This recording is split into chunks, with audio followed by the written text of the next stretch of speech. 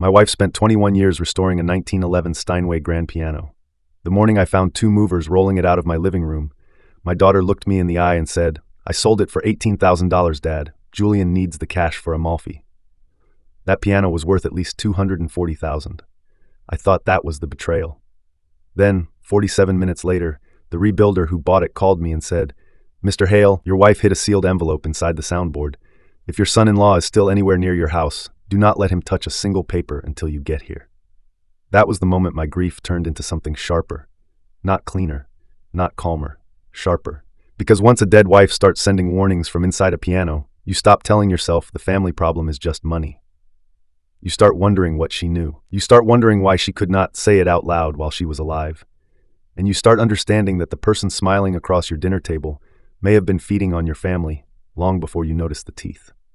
Before this story is over, I'm going to tell you how my wife turned a concert piano into a vault, why my daughter sold it for less than 10 cents on the dollar, what my son-in-law was really building under the cover of a memorial charity, and how the same man who thought he was about to inherit my wife's name ended up hearing it spoken into a microphone while the police closed in from both sides of the stage. My name is Martin Hale. I'm 70 years old. I live in Lancaster County, Pennsylvania, where people still judge a man by whether he returns borrowed tools clean and whether he says what he means the first time. For most of my adult life, that kind of world made sense to me. I spent 32 years as a township fire inspector. Not a glamorous job, no medals on television, no movie scenes, just old buildings, code reports, burnt wiring, bad stairwells, blocked exits, weak sprinklers, and the daily work of noticing what other people stopped seeing. That job teaches you something useful. The thing that burns a place down is rarely the dramatic thing people remember afterward. It is the small thing somebody excused too many times. A cracked wire, a door that should have closed, a box left where it did not belong, a problem that looked minor because the flames had not arrived yet. If I had applied that lesson to my own house, maybe I would have seen Julian Mercer for what he was before my wife had to hide evidence in a Steinway. But men are often stupid in the exact places they feel safest. My wife Eleanor used to say that grief and pride both make a man easy to handle. She said it lightly the first time, smiling over the rim of her tea. She was not smiling years later when she said it again. Eleanor taught piano for almost 30 years, children mostly, teenagers when she had patience, adults only if they promised not to explain their own talent too much. She believed three things about music. First, most people quit too soon. Second, rhythm tells you more about a person than conversation. And third, if someone played with too much pedal, they were either hiding bad technique or bad character. I do not know whether that third rule was true in any formal sense. I do know she was rarely wrong about people. The Steinway had belonged to her mother. It came into our marriage already damaged. Hairline crack in the soundboard, ivory chipped, brass tired, case cloudy, half dead in the upper register. One caster replaced with something ugly in the 70s. A sensible person would have sold it for parts. Eleanor was not a sensible person where old things she loved were concerned. She said the piano still remembered being magnificent. She said instruments, houses, and people all had that in common. If you listened closely enough, you could tell whether they were broken beyond repair or just abandoned too early. So she restored it slowly, not with one giant expensive miracle, with years. One pin block at a time, one pedal assembly, one set of hammers, one refinished curve in the case, one careful argument with a rebuilder over original color, one winter spent saving for the next piece of work, one summer spent teaching extra students so she could justify a new action. 21 years. There are marriages shorter than that. Most affairs, a lot of careers, some prisons. When she was done, the piano looked like midnight water, black enough to reflect the window light in long, soft stripes. The brass shone without screaming. The keys felt cool and level. And when she played Debussy in the late evening with the back windows cracked open, the house sounded like it had been built around that instrument instead of the other way around. She died 2 years ago. Ovarian cancer. Fast enough to feel unfair, slow enough to let fear make a home in every room before she was gone. Cancer does not only take the body, it takes sequence, before diagnosis, before second opinion, before surgery, before clean scan, before recurrence, before treatment plan, before maybe, before not maybe. Eleanor went through all of it with a kind of composed anger that made doctors stand straighter without always knowing why. She kept teaching longer than they expected, kept planning spring recitals, kept marking student fingering in red pencil, kept telling me where the old tax folders were, because apparently women on the edge of death still do not trust men to locate paperwork without causing collateral damage. And through most of it, she kept believing our daughter had married an ambitious man with terrible taste and flexible ethics. Not a predator. That realization came later. Our daughter's name is Vivian, 35. bright, funny when she lets herself be.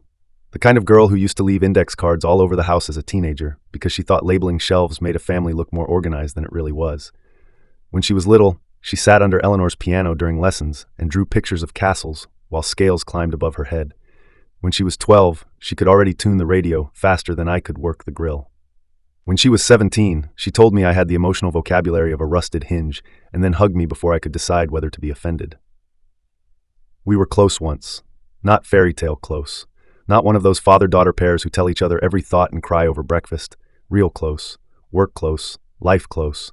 She would stop by after college with groceries if Eleanor had a migraine. She learned enough bookkeeping to help at my office when Brenda retired. She knew which days I wanted company and which days I wanted quiet. That kind of close. Then she met Julian. He did not make a dramatic entrance. Men like him almost never do. They understand that obvious charm creates witnesses. The better move is controlled usefulness. Julian first appeared in our lives at a fundraiser for the Arts Council in Harrisburg. Vivian had started doing event development work by then. Nonprofit culture, donor dinners, smiling through unremarkable chicken, calling rich people visionary because they paid for wine with their names on it. Julian worked in legacy strategy. That was how he introduced himself.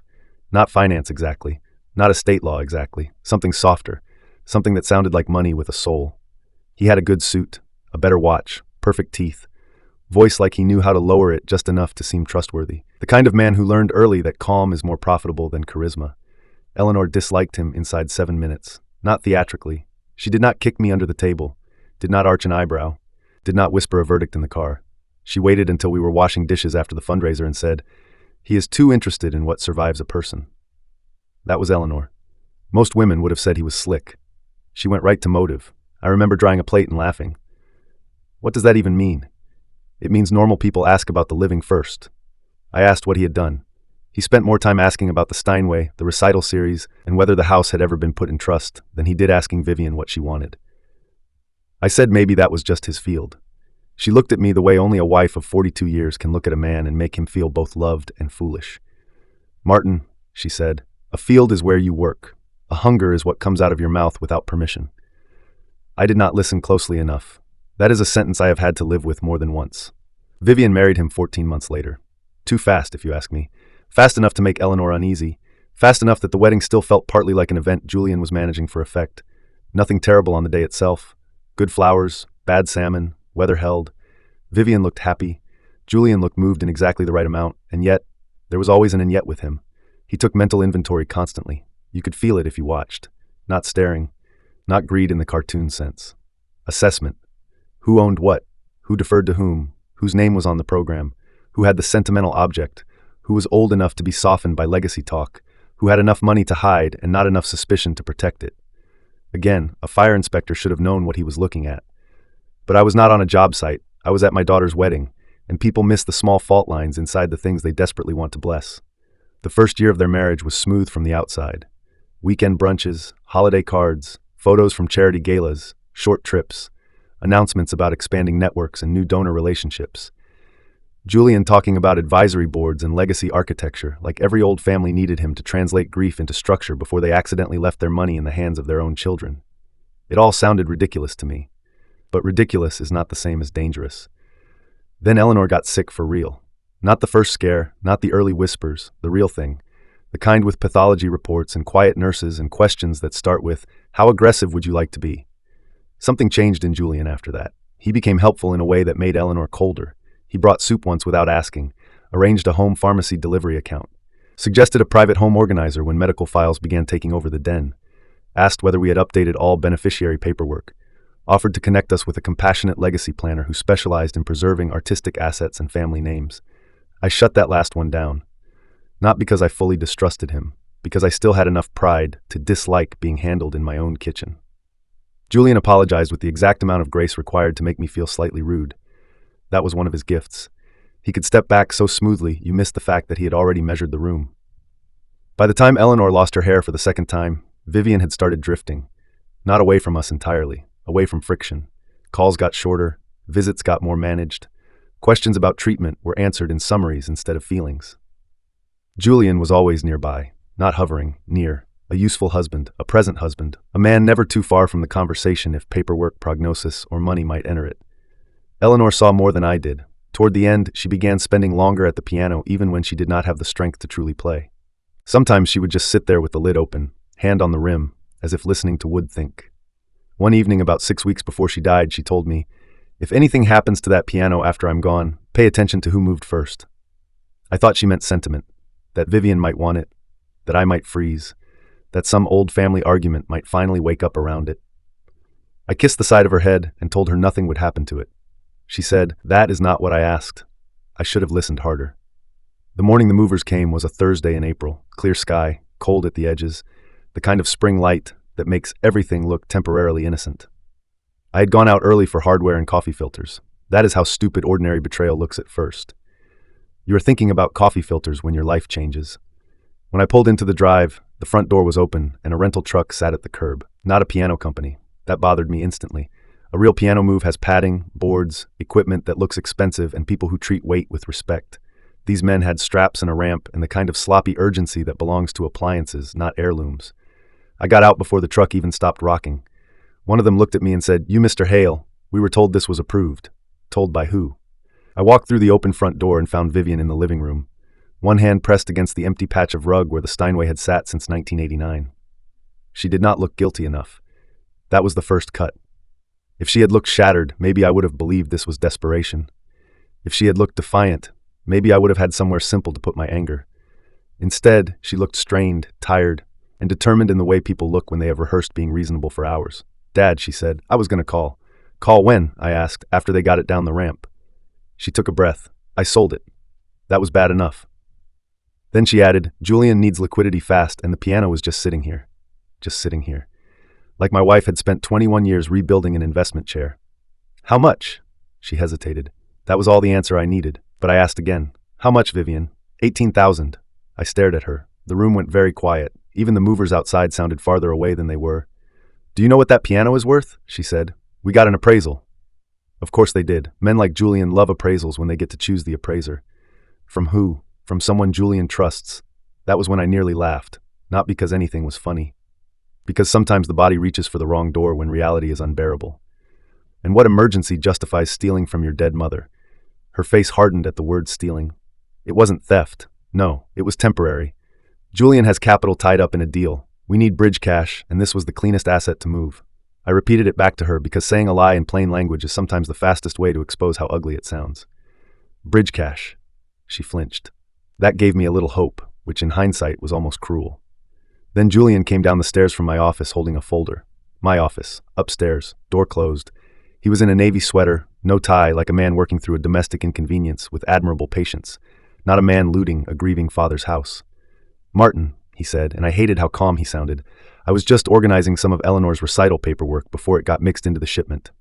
The shipment. There are people you know you dislike because of how they talk. He was one of them. "What were you doing in my office? You keep donor correspondence there. If we're moving toward a memorial instrument fund in Eleanor's name, it makes sense to consolidate." I looked at the folder in his hand, then at Vivian. "You sold your mother's piano and started a fund in the same morning." Vivian opened her mouth. Julian beat her to it. "We're exploring options that preserve her legacy instead of letting valuable assets stagnate." That was the sentence, the one that finally let me hear him clearly. Not grief, not music, not family, asset, legacy, stagnate. That was his vocabulary, and vocabulary tells on a man long before the handcuffs do. I told the movers to put the piano back. Julian stepped in front of Vivian without making it look like a block. "Martin, the bill of sale is executed. The buyer is already on his way. Let's not create a scene we can resolve at the table." That might have worked on someone else. It almost worked on me because the line between rage and collapse is thinner at 70 than it used to be. But then I looked at the empty space where the Steinway had stood for decades. The floor was lighter there. The air looked wrong without its shape, and I heard Eleanor's voice in my head. "If anything happens to that piano after I'm gone, pay attention to who moved first." So I looked straight at Julian and asked, "Who found the buyer?" His smile tightened. I did. There it was. Not Vivian desperate for money. Julian moving first. The buyer called at 11:14. I know the exact time because I was standing in my kitchen staring at the blank place on the living room floor and trying not to throw Julian through a window. Vivian and Julian had left 20 minutes earlier. He said it would serve no one if I became emotional before the buyer's documents came through. Then he had the nerve to suggest I rest. As if a man can nap through robbery if the thief uses enough soft consonants. I did not sit. I did not drink the coffee I made, I did not touch the folder Julian had taken from my office and then, after seeing my face, carefully left on the hall table as though that gesture restored any kind of moral standing. I walked from kitchen to living room to front hall and back again until the house began to feel too small and too loud. Then the phone rang. Unknown number. Lancaster Exchange. I answered hard. Yes. A man cleared his throat. Mr. Hale? Yes. My name is Samuel Bell. I own Bell Fine Piano Restoration in Lititz. I'm the buyer your daughter's husband contacted this morning. He paused. I need you to listen carefully. Your wife left a sealed envelope and a steel key inside the piano. I found them because I would never have paid $18,000 for a fully restored 1911 Steinway unless I believed something was wrong. I said nothing. My hand tightened on the phone so hard my fingers hurt. Then Samuel added the part that changed everything. Mr. Hale, if Mr. Mercer is still in your house, do not let him near any desk, filing cabinet, or lockbox until you get here. That sentence did more than scare me. It rearranged the day. Because once a stranger speaks like that, you understand you are no longer dealing with family greed. You are inside a structure, and somebody who loved you expected that structure to outlive her. How do you know my wife hid something? I know because she asked me to make the compartment 2 years ago. The room tilted. What? I can explain in person, but not over the phone, and not if you waste another minute standing in that house. I asked for the address, even though I already knew Bell Restoration by reputation. Everyone in the county who cared about instruments knew Sam Bell. He was the man people trusted with old church organs, ruined baby grands, recital halls that had let humidity do murder for too long. When Eleanor needed advice on action work 15 years earlier, she had spoken of him the way doctors speak of the one surgeon they would let near their own spine. I grabbed my keys, the folder from the hall table, and a photograph of Eleanor. I did not realize I had picked up until I got to the truck. No one followed me. That bothered me too. Julian either did not know what Sam had found, or he believed whatever Eleanor had hidden would still move through channels he controlled. Either possibility was bad. Bell Fine Piano Restoration sat in a converted brick warehouse that used to store tobacco equipment before somebody smarter than me realized old buildings with big doors and thick floors were perfect for moving heavy instruments without drama. The place smelled like shellac, old felt, cedar shavings, and iron dust. If you have ever been around true restoration work, you know the smell. It is half patience and half ruin. Sam Bell met me at the side entrance, wearing a dark work apron over a blue Oxford shirt, with the sleeves rolled carefully to his forearms. Late 60s, silver hair, long hands. The posture of a man who had spent decades lifting, measuring, and refusing to hurry for people with money but no respect. He looked at my face once and said, "Come inside." No sympathy performance, no useless prelude, just inside. That earned my attention immediately. The Steinway stood in the center bay under soft overhead light, lid closed, black case gleaming like it had not just been stolen out of my house that morning. For a few seconds I could not move. I had seen that piano thousands of times, by the windows at Christmas, against the wall for student recitals, open after summer storms when Eleanor swore the air changed the upper register. Covered during treatment weeks when she was too tired to hear what she could no longer play. But I had never seen it in a shop as evidence. That was the first time the instrument looked less like an heirloom and more like a witness. Sam waited until I walked close enough to touch the rim. Then he said, "She came here 9 weeks before she died." I turned slowly. 9 weeks. He nodded.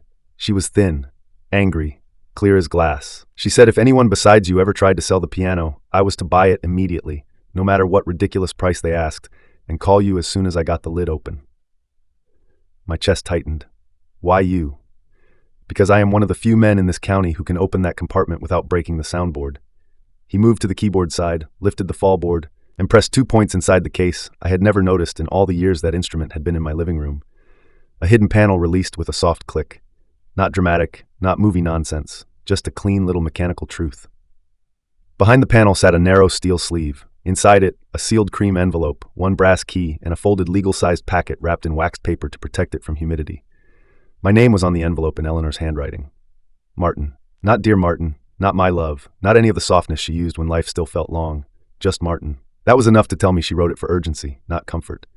Sam stepped back. She made me promise I would hand it to you unopened. How much did you really pay for the piano?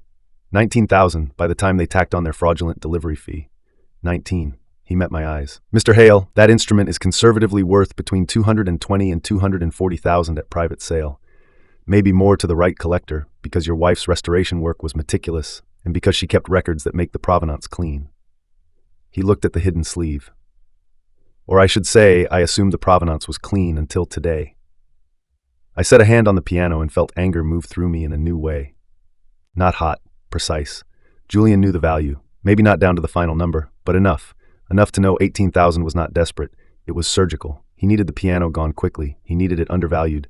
And if Eleanor had hidden something in it, he either suspected or feared exactly that. I broke the seal.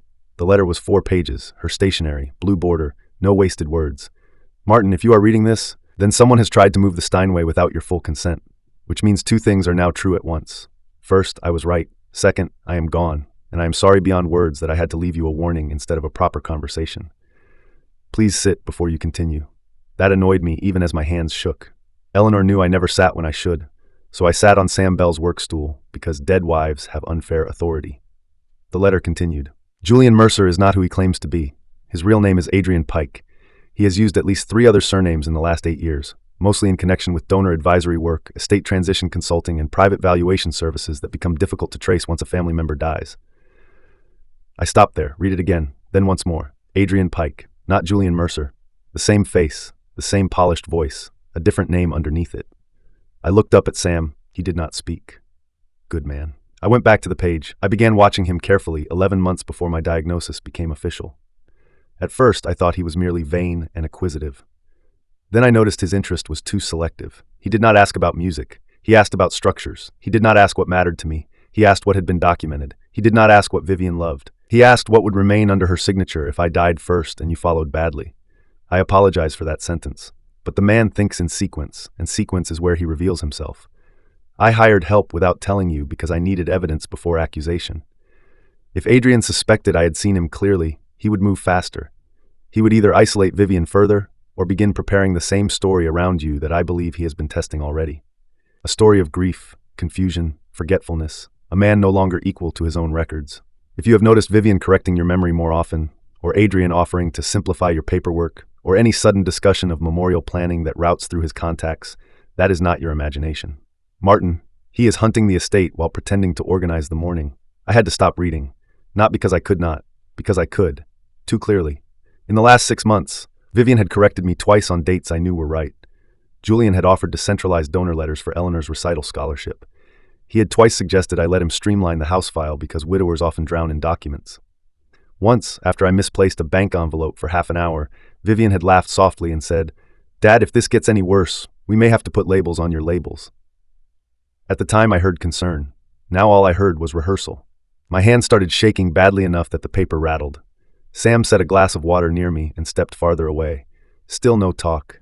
Still no pity performance. Another point in his favor. The 3rd page explained the hidden packet. Inside the waxed paper, 1, a summary prepared by Helen Dorsey, retired forensic accountant. 2, a private memorandum from Ruth Canning, elder law attorney, regarding transfer risk. Copies of 2 appraisals Adrian commissioned under shell contacts. 4, 1 list of names from families who experienced related losses. 5, the key to a safe deposit box. I moved into your sole authority 3 months ago. The box contains protected assets and a recording you must watch before you decide what to do next. The protected assets are not a surprise in principle, only in timing. I accelerated them because once I understood what Adrian was, I no longer trusted the house, the recital fund, the piano, or even my own decline to remain outside his planning. Do not confront him until you have read everything. Do not rely on Vivian's first reaction. That sentence hurts me to write. But he has spent years training her to confuse management with love. Do not let anyone tell you this is about sentiment only. It's about money, law, and control. And Martin, if he has already started using my name in connection with any memorial board, fund, or trust initiative, stop him there. Names outlive bodies. That is why men like him feed on them. I love you. I am trying to protect you one more time in the only ugly way left to me. Eleanor. When I finished, the shop was silent except for a distant sander in another bay and the soft tick of a regulator clock on Sam's wall. I read the signature twice. Eleanor. Not love, not yours, not forever, just her name. Again, urgency. She had been dying and still writing like a woman trying to keep a building from catching. I folded the letter very carefully because my hands had become unreliable. Then opened the wax packet. Helen Dorsey's summary was on top. Typed, precise, no fluff. Preliminary asset risk assessment, Adrian Pike, currently using identity, Julian Mercer. Known pattern, 1, social penetration through development work, donor networks, or legacy planning contacts. 2, courtship, marriage, or intimate partnership with adult child of aging asset holder. 3, early advisory role framed as helpful administrative support. 4, directed undervaluation and rapid movement of sentimental but high-value assets. 5, narrative building around surviving parents' confusion, grief, or reduced executive capacity. 6. Transfer attempt through memorial fund, trust restructuring, or durable authority instrument. 7. Asset stripping followed by controlled reputational cover. There are moments when reading paper feels like hearing a door shut somewhere deep in your own life. That was one of them. Every line fit. Every line. She had not written maybe. She had not written possible. She had written pattern. The next pages outlined my life like somebody else's case study. Recent indicators specific to Hale family. Repeated inquiries re piano provenance and appraised value. Pressure to consolidate recital scholarship records under external management. Casual references to future burden reduction for widower. Daughter's increasing use of corrective language around father's memory. Attempted donor list access. Proposed memorial structure before death administration complete. Selective interest in house title history and instrument insurance. Rapid push to move Steinway at severe undervaluation. At the bottom, Helen had written by hand. If the piano moved, assume acceleration. I looked at Sam. He knew. Sam nodded once. At least enough to know the instrument mattered for more than money. How involved were you? He straightened. Only as far as Eleanor allowed. She came to me first because the piano was the object he kept circling. She asked whether a compartment could be built without damaging tone. I told her yes. She asked whether I would buy it if anyone except you tried to sell it. I told her yes. She asked whether I knew a woman who could trace money better than a minister traces sin. I said yes. That woman was Helen. I stared at the pages again. My dead wife had built a defensive line through a piano rebuilder and a forensic accountant, while I was still telling people her treatment looked promising. There is a particular shame in learning how much protection happened around you because someone you loved did not trust your optimism to survive contact with a predator. It is not the shame of weakness exactly. It is the shame of being the last person in the room to know your own house had become valuable for the wrong reasons. Sam asked the next question gently. Did he already start anything public in her name? I thought about the folder Julian had been carrying. About the phrases he used that morning. About the Memorial Instrument Fund. About donor correspondence. About my office. Yes, I said. Something's moving. Sam nodded as if that confirmed a fear rather than surprised him. Then you need the box before you go home. I picked up the brass key. Small, heavy, Wells Fargo engraved on the head. What else did Eleanor tell you? He hesitated. That was the first time all afternoon. Then he said, she told me if the piano ever came through my doors under Adrian's control, the mistake would be that he thought an object can move without bringing the truth attached. I almost laughed. That sounded exactly like her. Then Sam added the part I was not ready for. She also said the revenge should happen where he thinks your wife's name is making him respectable. I looked up sharply. Revenge. Her word, not mine. That sat between us for a few seconds. Not justice. Not consequence. Not accountability. Revenge. There are times a dead woman earns the right to choose the sharper noun. I put Eleanor's letter back in the envelope, took the packet, took the key, and stood.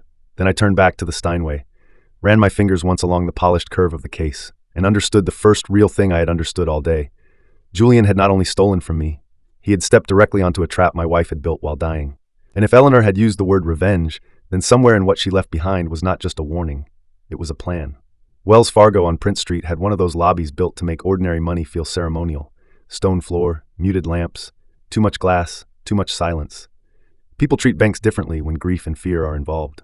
The same room that feels annoying on a Tuesday can feel like a chapel if you walk in carrying a dead wife's key and the first proof that your son-in-law's name is fake. The branch manager, a woman named Marissa Keene, met me halfway to the desk. Mr. Hale. Her face changed the second she saw mine. I need access to box 408. She checked the key, checked my identification, and then looked up with one of those careful professional expressions that mean the person already knows more than they are about to say.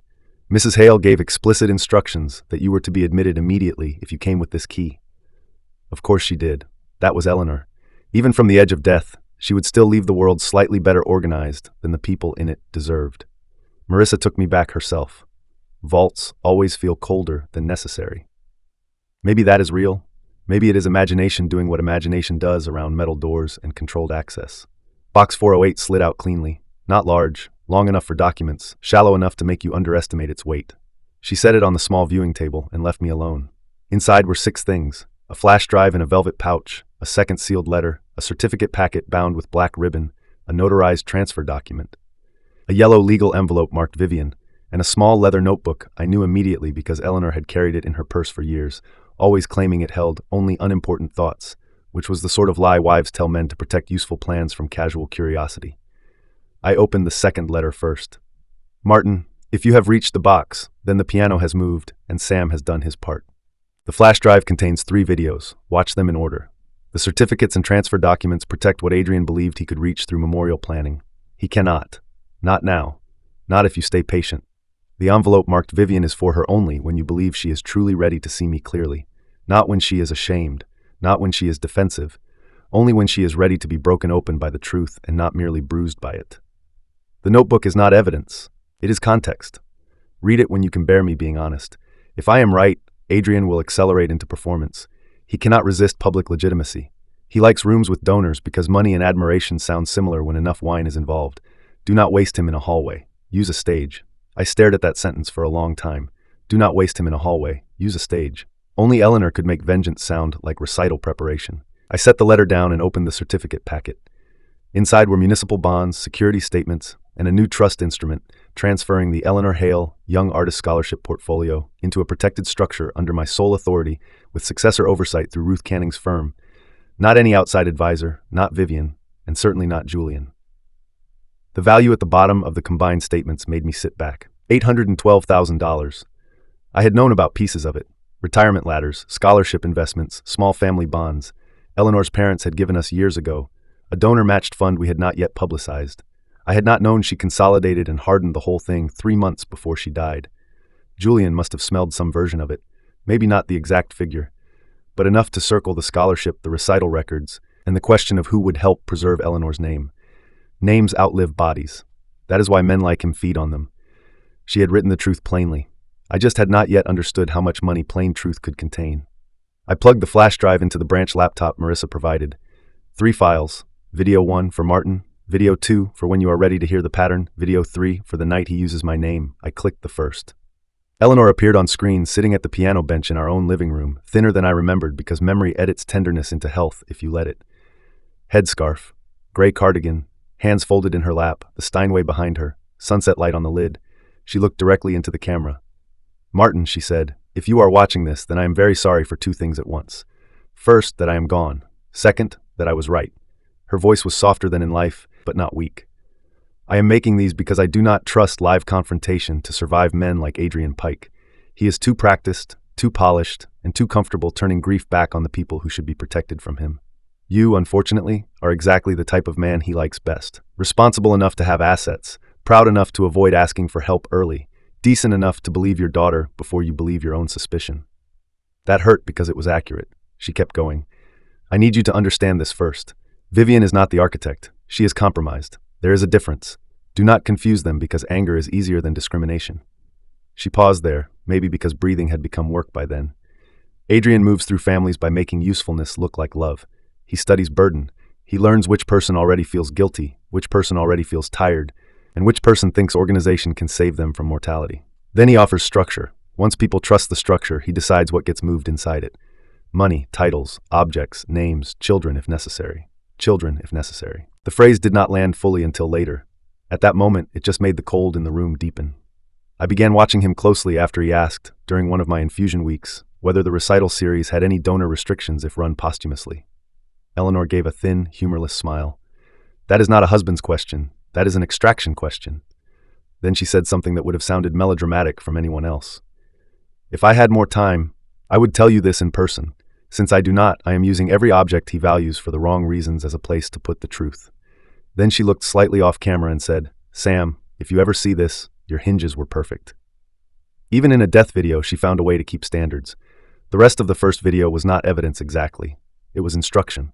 How to breathe before confronting documents, how to trust Ruth if Ruth was angry, how to remember that confusion is contagious in financial predation cases because the predator needs everyone else to lose sequence. Do not jump at the first thing you can punish, she said toward the end. That will only satisfy your temper. If you want to satisfy me, destroy the system he built around my name. I watched that line twice. Then I sat staring at the frozen frame after the video ended.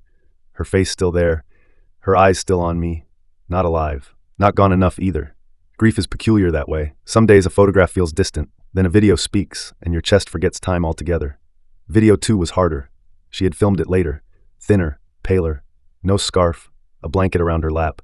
The camera lower, maybe because she lacked the strength to fuss with angles. This is the pattern, she said immediately. I'm recording this now because by the time you need it, I may not trust my own stamina. She held up a folder. On the cover, Pike Pattern Summary. Helen Dorsey built the financial side. Ruth built the legal risk side. I built the social side because that is what musicians do better than advisors. We hear repetition before the room notices it is happening. That sentence would have been funny if it were not sitting above a criminal scheme. Then she began naming families, not names I knew, not then. The Barlows in Bucks County. Widower with an art storage warehouse, persuaded into a memorial trust after his daughter married a collections consultant. 3 paintings moved at false valuation. Warehouse title leveraged. Widower placed under temporary decision support. After grief-related executive decline, notes appeared in donor correspondence. The Claremonts in New Jersey. Cellist mother with 3 instruments of documented value.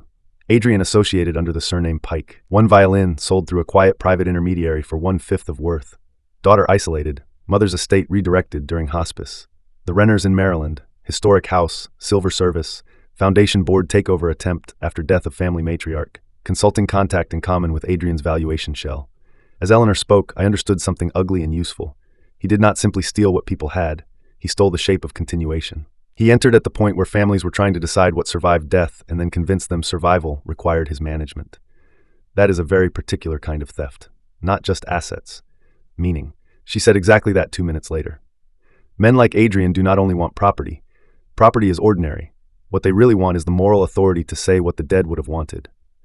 Once they gain that authority, the money follows with almost no resistance because no one wants to be the child accused of betraying a legacy. That was him.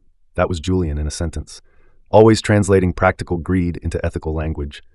Always finding the one lever that made resistance sound selfish. Near the end of video 2, Eleanor looked tired enough that each breath seemed negotiated, but her voice sharpened instead of fading. If he gets the opportunity, he will stage your confusion. Expect notes, expect corrections, expect concern framed as love, expect Vivian to sound like herself but not entirely. That is how coercive people protect their own reflection. They never take over a loved one so completely that the replacement becomes obvious. They just keep trimming away independent judgment until agreement starts sounding natural. Then she said one more thing I could not stop hearing. Martin, if the piano has moved, then he has already become impatient. That impatience is your opportunity. He will make a mistake because men who think grief makes other people weak often mistake grief for passivity. It is not passivity. It is waiting in a room with every object turned sharp. Video 3 I almost saved for later. Then I remembered her sentence. Do not waste him in a hallway. Use a stage. So I clicked. This one had been filmed in the music room at night. Only the stand lamp on. The Steinway lid half open. The rest of the house dark behind her. Eleanor looked straight into the camera and said, "If you are playing this, then Adrian Pike has tried to use my name publicly." Good. I was counting on vanity. She smiled once, not kindly. Adrian, if you are in the room, I want you to understand something you never understood about me when I was alive. I taught children for 30 years. That means I spent 3 decades watching small lies grow into habits and habits grow into character. You think because you lower your voice and wear a careful watch that no one can hear the hunger. I heard it the first year. Then she lifted a page from her lap. You do not value art, you value transfer. You do not value memory, you value leverage. You do not value my daughter, you value her signature. You do not value my husband, you value the grief that softened his edges enough for you to reach in. I sat back hard at that line. This was not a woman leaving a sweet message. This was a woman writing her own cross-examination from beyond chemotherapy. I hope, she continued, that when this is played, you have already explained yourself too fully in a room with witnesses. I hope you have mistaken performance for control one time too many. And I hope the object you tried to convert into money is standing beside the person who finally says no in front of everyone you hoped would mistake polish for legitimacy. Then she ended with the most Eleanor line of all. You should have asked about the music, Adrian. That would have made you harder to spot. The screen went black. I sat with both hands flat on the viewing table and let the silence come down around me. There are moments when love stops feeling gentle and starts feeling engineered for your survival. That was one of them. I opened the leather notebook next. Eleanor's handwriting, blue ink, dates, short entries. Not a diary of feelings, a diagnostic map. Julian asked again whether recital donors were legacy sticky. Who says that? Vivian corrected Martin on the utility bill date after Julian glanced at her first. He asked how many original programs I kept from the 1998 donor season. Not because he cares about paper. I left the room for 9 minutes. He was in Martin's office when I returned. He always says burden reduction when he means access. I think Vivian believes helping him is helping us stay orderly. Order is his costume. Near the end, after the diagnosis had clearly worsened, the entries got shorter and colder. Must move scholarship protections now. Martin too tired to fight nuance. Vivian no longer distinguishes concern from supervision. Adrian impatient about the piano. Good. Impatience exposes him. Final plan: 1. Harden scholarship. 2. Secure video. 3. Use piano sleeve. 4. Trust Sam. 5. Do not tell Martin until evidence outruns his hope. That last line landed like a nail. Evidence outruns his hope. She knew me. God, she knew me. I could have spent the rest of the day sitting in that vault room, reading her notebook and learning, line by line, how much danger she saw, while I was still trying to be the decent husband who believed getting through treatment was hard enough without inviting suspicion into the house. But Sam was waiting. Julian was still in motion, and Eleanor had made one instruction louder than all the others. Do not confront until you have read everything. So I took photographs of every document, copied the drive, resealed the box contents I did not need immediately, and walked back out into the lobby with more knowledge and less innocence than I had possessed that morning. Marissa looked up from her desk. Mr. Hale, is there anything else we can do for you? I almost said no. Then I remembered the size of the scholarship account. Yes, I said. I need written confirmation that no one but me has authority over Box 408 or any related instruction instrument. She printed it immediately. Good bank, good wife, good warning. When I got back to Bell Restoration, Sam had the piano bench open and a printed valuation report laid out beside it. He pointed without ceremony. Your wife wanted you to see this now, not later. The first report was a true market valuation, detailed, comparable sales, condition notes, restoration credits, documented provenance through Eleanor's mother, fair private value, $238,000. The second was the one Julian had obtained, different letterhead, minimal detail, condition ambiguities invented out of thin air, question marks where there should have been certainties, a line about possible internal stress from age-related uncertainty that made Sam mutter an oath under his breath. Final opinion, $21,500 if sold promptly. Sold promptly. That was the trick. Fear discount, urgency discount, grief discount. Every fraudulent appraisal in history eventually leans on time. He used Palmer Valuation Group, Sam said. Know them. I know enough. They exist mostly to turn valuable things into manageable numbers for people who need transactions justified before the rest of the family sobers up. I looked at the signature. Not Julian, not Adrian. A man named Peter Lang. Maybe real, maybe not. At that point, I had stopped granting the benefit of existence too freely. What now? Sam asked. I looked at the Steinway, then at Eleanor's copied letter, then at the valuation gap, then at the scholarship confirmation in my hand. And for the first time all day, the outline of what she wanted began to form in my head. Not immediate rage, not smashing a glass on Julian's porch, not shouting his real name in my daughter's face while she defended the man who had already rewritten her moral compass around his appetite. Something slower, something stage-sized, but before stage comes pattern, and before pattern comes victims. So I asked Sam the question Eleanor had already arranged for me to ask. Who's Helen Dorsey, and where do I find her? Helen Dorsey worked out of a second-floor office above a funeral supply warehouse in York. That felt unintentionally appropriate, not because she dealt in death, because she dealt in what death leaves vulnerable. Her office had no decorative softness, no framed motivational quotes, no tasteful fern pretending the world is fundamentally decent, just metal shelves, labeled binders, one long table, 2 monitors, and a coffee maker that looked like it had testified in court. She was 63, compact, direct, with silver hair cut blunt at the jaw, and the kind of face that suggested she had long ago stopped confusing male confidence with competence. You look like Eleanor was right, she said by way of greeting. I set the packet and copied drive on her table. She usually was. Helen nodded once. That made her easier to work with than most surviving spouses. I should have found that offensive. Instead, it sounded accurate enough to be useful. Ruth Canning arrived 10 minutes later carrying 2 tote bags, 1 legal file, and no patience for anyone who treated euphemism like a virtue. Ruth had been Eleanor's friend long before she ever handled anything for us professionally. College roommate for 1 year, bridge partner for 20. Emergency contact for problems that required both sarcasm and a notarized response. She hugged me once, hard, brief, then pulled back and said, well, I had hoped she was merely being dramatic when she told me to prepare for a man with expensive cufflinks and no interior life. That was about as much comfort as Ruth ever allowed herself before work. We sat. Helen opened a binder labeled Pike Mercer Network. I had expected maybe 1 file, a neat folder, a few suspicious notes. Instead, she turned the first page and I saw tabs, years, aliases, counties, shell entities, advisory fronts, valuation contacts, linked marriages, memorial boards, quiet sales. This was not a suspicion. This was an ecosystem. Helen started at the top. Adrian Pike appears to have begun in donor transition consulting around 2015 under his own name. Nothing criminal on paper early, just soft access work. He positions himself around aging donors, bereaved families, and institutions with sentimental assets but poor internal controls. Then he starts moving under variants. Mercer, Pike, Keller once. We haven't pinned every transition cleanly, but the behavior stays consistent. She pushed 3 color-coded timelines toward me. Red for identity, blue for relationship. black for asset movement. The neatness of it made me sick. That is one thing good investigators never explain well enough. Order can feel violent when it is applied to what you thought was your family life. Seeing your daughter's marriage on a timeline beside shell entities and undervalued objects does not make the crime cleaner. It makes it colder. Helen tapped the first profile. Case Study 1. Barlow Family, Doylestown. Widower named Gerald Barlow. Small museum board history.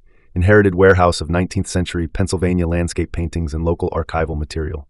Daughter marries a collections consultant calling himself Daniel Mercer. Mercer, of course. Over 18 months, Helen said. Daniel Mercer inserts himself into logistics, climate storage discussions, and memorial planning after Barlow's wife dies. He frames himself as someone who can help the daughter preserve her mother's taste without burdening the widower. 3 paintings move under false urgency. Warehouse collateralized. One quiet board letter questioning Barlow's judgment appears. Daughter starts talking about simplification. Family almost loses everything. Almost. Mercer overplayed. A nephew in Philadelphia had valuation expertise and caught the numbers before the final trust transfer. What happened to Mercer? He disappeared before civil service got real. Different state 2 months later. New name. Tab 2. Case Study 2. Claremont Family, Princeton. Widowed cello teacher named Marianne Claremont.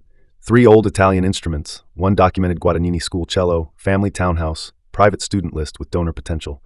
A consultant named Adrian Pike arrives through philanthropic advising after the school board expresses interest in a memorial concert series for Marianne's late husband. I closed my eyes briefly. Always the same entry point. Legacy. Memorial, continuation, meaning. Helen kept going. Within a year, Pike is advising on insurance. Within 15 months, 1 instrument is moved at severe undervaluation. Daughter becomes the administrative bridge between Pike and the mother. Mother's stress episodes begin appearing in correspondence. A durable decision support draft emerges. The daughter never signs the last page because the family pastor gets suspicious about valuation discrepancies and calls an outside attorney. Ruth snorted quietly. Never underestimate clergy boredom. Helen ignored that. Pike backs out before signature, keeps a consulting fee, instruments recovered only after expensive litigation, no criminal conviction, too much softened language, too many documents technically voluntary. That mattered. Not because I needed reminding that evil often escapes clean punishment, because I needed to understand what Eleanor meant by use a stage. If Adrian Pike lived in the space between criminality and soft voluntary language, then hallway rage would never be enough. He needed to say too much in a room built to hear him. Helen turned to the next section. Case Study 3, Renner Estate, Annapolis. Historic home, silver, foundation board, widower with mild hearing loss and a daughter who prided herself on being organized.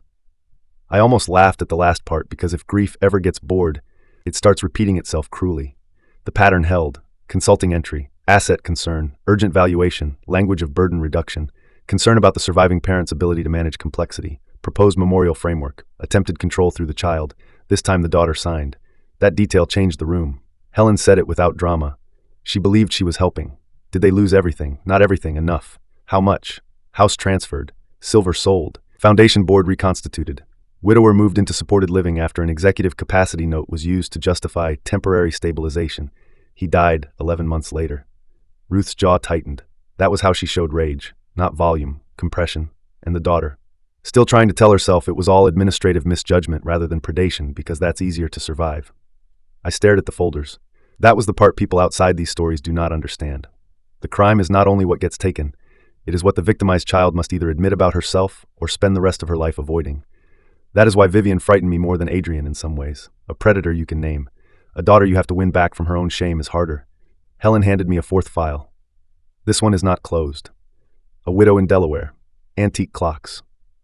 Consultant under the surname Mercer. Son resistant, daughter receptive. Memorial fund language beginning, 1 silent appraisal already completed. How many, as in total? Yes.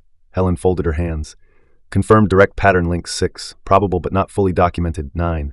Soft associations through valuation contacts, more than I'd like before lunch. The room sat with that. Adrian Pike was not a one-family disaster. He was a business model. I asked the next practical question because anger without logistics is just cardiac weather. What exactly does he want from me now? Ruth opened her file. Not Helen, Ruth. That told me the next part was legal, not merely financial. He wants 3 things, she said, possibly 4. Go on. First, the visible sentimental object. That was the piano, not only because it was valuable, but because its movement tests how much resistance remains in the family. If he can get the Steinway out of your house under donor-friendly language and your daughter's signature, he has already proved 2 things. 1, Vivian will override your authority when pressured. 2, you can be framed later as emotionally reactive rather than structurally aware. That was bleakly elegant. I hated him more for the elegance. Second, Ruth said, he wants access to Eleanor's memorial identity, not merely her money, her name. If he can stand up a fund, board, or charitable instrument under her memory, he gains moral cover, donor access, and paperwork leverage. Once enough respectable people see him standing beside her name, objections start sounding emotional instead of factual. Third, he wants you supervised. I looked at her. Supervised. Softly at first, help with documents, concern about grief, suggestions that too much administration is unhealthy, maybe medication reminders, maybe volunteer bookkeeping support. If he gets you accepting management, the next step is not court immediately. The next step is consensus. By the time formal authority appears, everyone is already accustomed to you being helped. That was monstrous, because it was plausible. If Julian had come to me asking for signature power in the first year after Eleanor died, I would have thrown him out.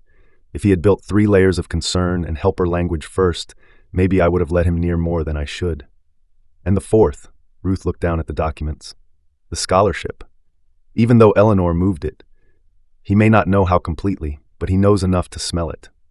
If he can get administrative control around the public side of the scholarship, he can use that structure to reach donor records, event revenue, board votes, grant matching, and perhaps pressure you into disclosing what remains protected. Men like him do not need total information immediately. They only need enough visibility to start rearranging other people around what they suspect. I sat back and thought about every small comment Julian had made in the last year. You shouldn't be handling donor acknowledgments alone, Martin. There are tax-efficient ways to keep Eleanor's educational mission alive. Grief and administration are a bad mix. You don't want the wrong person inheriting informal control if something happens before the paperwork catches up. None of it had sounded like a knife then. That is the problem with knives disguised as process. Helen slid another page across the table. A relationship timeline for Vivian and Julian. Farmers market charity event. 3 months later, frequent social overlap. 6 months later, exclusive relationship. 11 months later, marriage. 13 months later, first documented inquiry into Hale House title history via public poll. 15 months later, first inquiry into Steinway insurance. 19 months later, Eleanor diagnosis. 20 months later, first memorial language. 23 months later, donor list requests. 26 months later, concern framing around Martin's paperwork. 31 months later, piano movement. Projected next phase, memorial board or fund formalization within 8 weeks. He works fast. No, Helen said. He works patiently until the family weakens. Then he works fast. That sentence explained almost everything.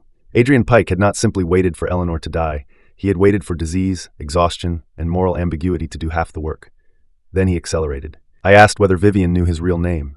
Ruth answered first. No, Helen added. Almost certainly not. People like him do not tell total lies all at once. They build a usable self around enough truth to make the parts that matter hard to question. We have reason to believe Julian is one of his longer-maintained identities because it works well in donor culture. Soft, polished, forgettable. Who helped him on the valuation side? Helen pulled another sheet. Palmer Valuation Group. An LLC with 3 changing mailing addresses, 1 low-level certified appraiser who keeps his distance from the ugliest documents, and at least 2 silent secondary signatories. We're tracing. Not enough for immediate action yet. Enough to know your piano sale this morning was not spontaneous and not innocent. I looked from Helen to Ruth. What would Eleanor do first? Ruth answered instantly. She'd force him into public overconfidence. Of course she would. What does that mean practically? Helen turned one of the timelines around and pointed to a date 2 weeks ahead. There's a donor preview event at the Whitmore Arts Conservatory on the 23rd. Vivian is listed as lead development host. Adrian's Shell advisory contact is attached as strategic memorial partner under Mercer Legacy Planning. We only found it because Eleanor kept donor mailers and because he got impatient enough to move before public copy changed. I looked at the printout. Whitmore Conservatory. Eleanor Hale, Spring Legacy Evening. There it was, her name, already being cleaned and ironed into his stage. What is the event? A donor gala disguised as a memorial arts initiative, Ruth said. Scholarship talk. Instrument preservation talk. Legacy patron circle language. Probably the first step toward formalizing a board around Eleanor's name. Without my permission. Without your informed permission. That distinction will matter later. I stared at the line again. Spring Legacy Evening. Julian had started it already, while the piano was still in my living room. While he was still deciding how fast he could move. Do not waste him in a hallway. Use a stage. The stage had just named itself. Ruth saw it happen on my face. Yes, she said. That's the room. Can we stop it now? Easily? No. Why not? Because if you cancel too early, he pivots. He blames grief. He frames you as unstable, inconsistent, unable to cope with Eleanor becoming a public legacy.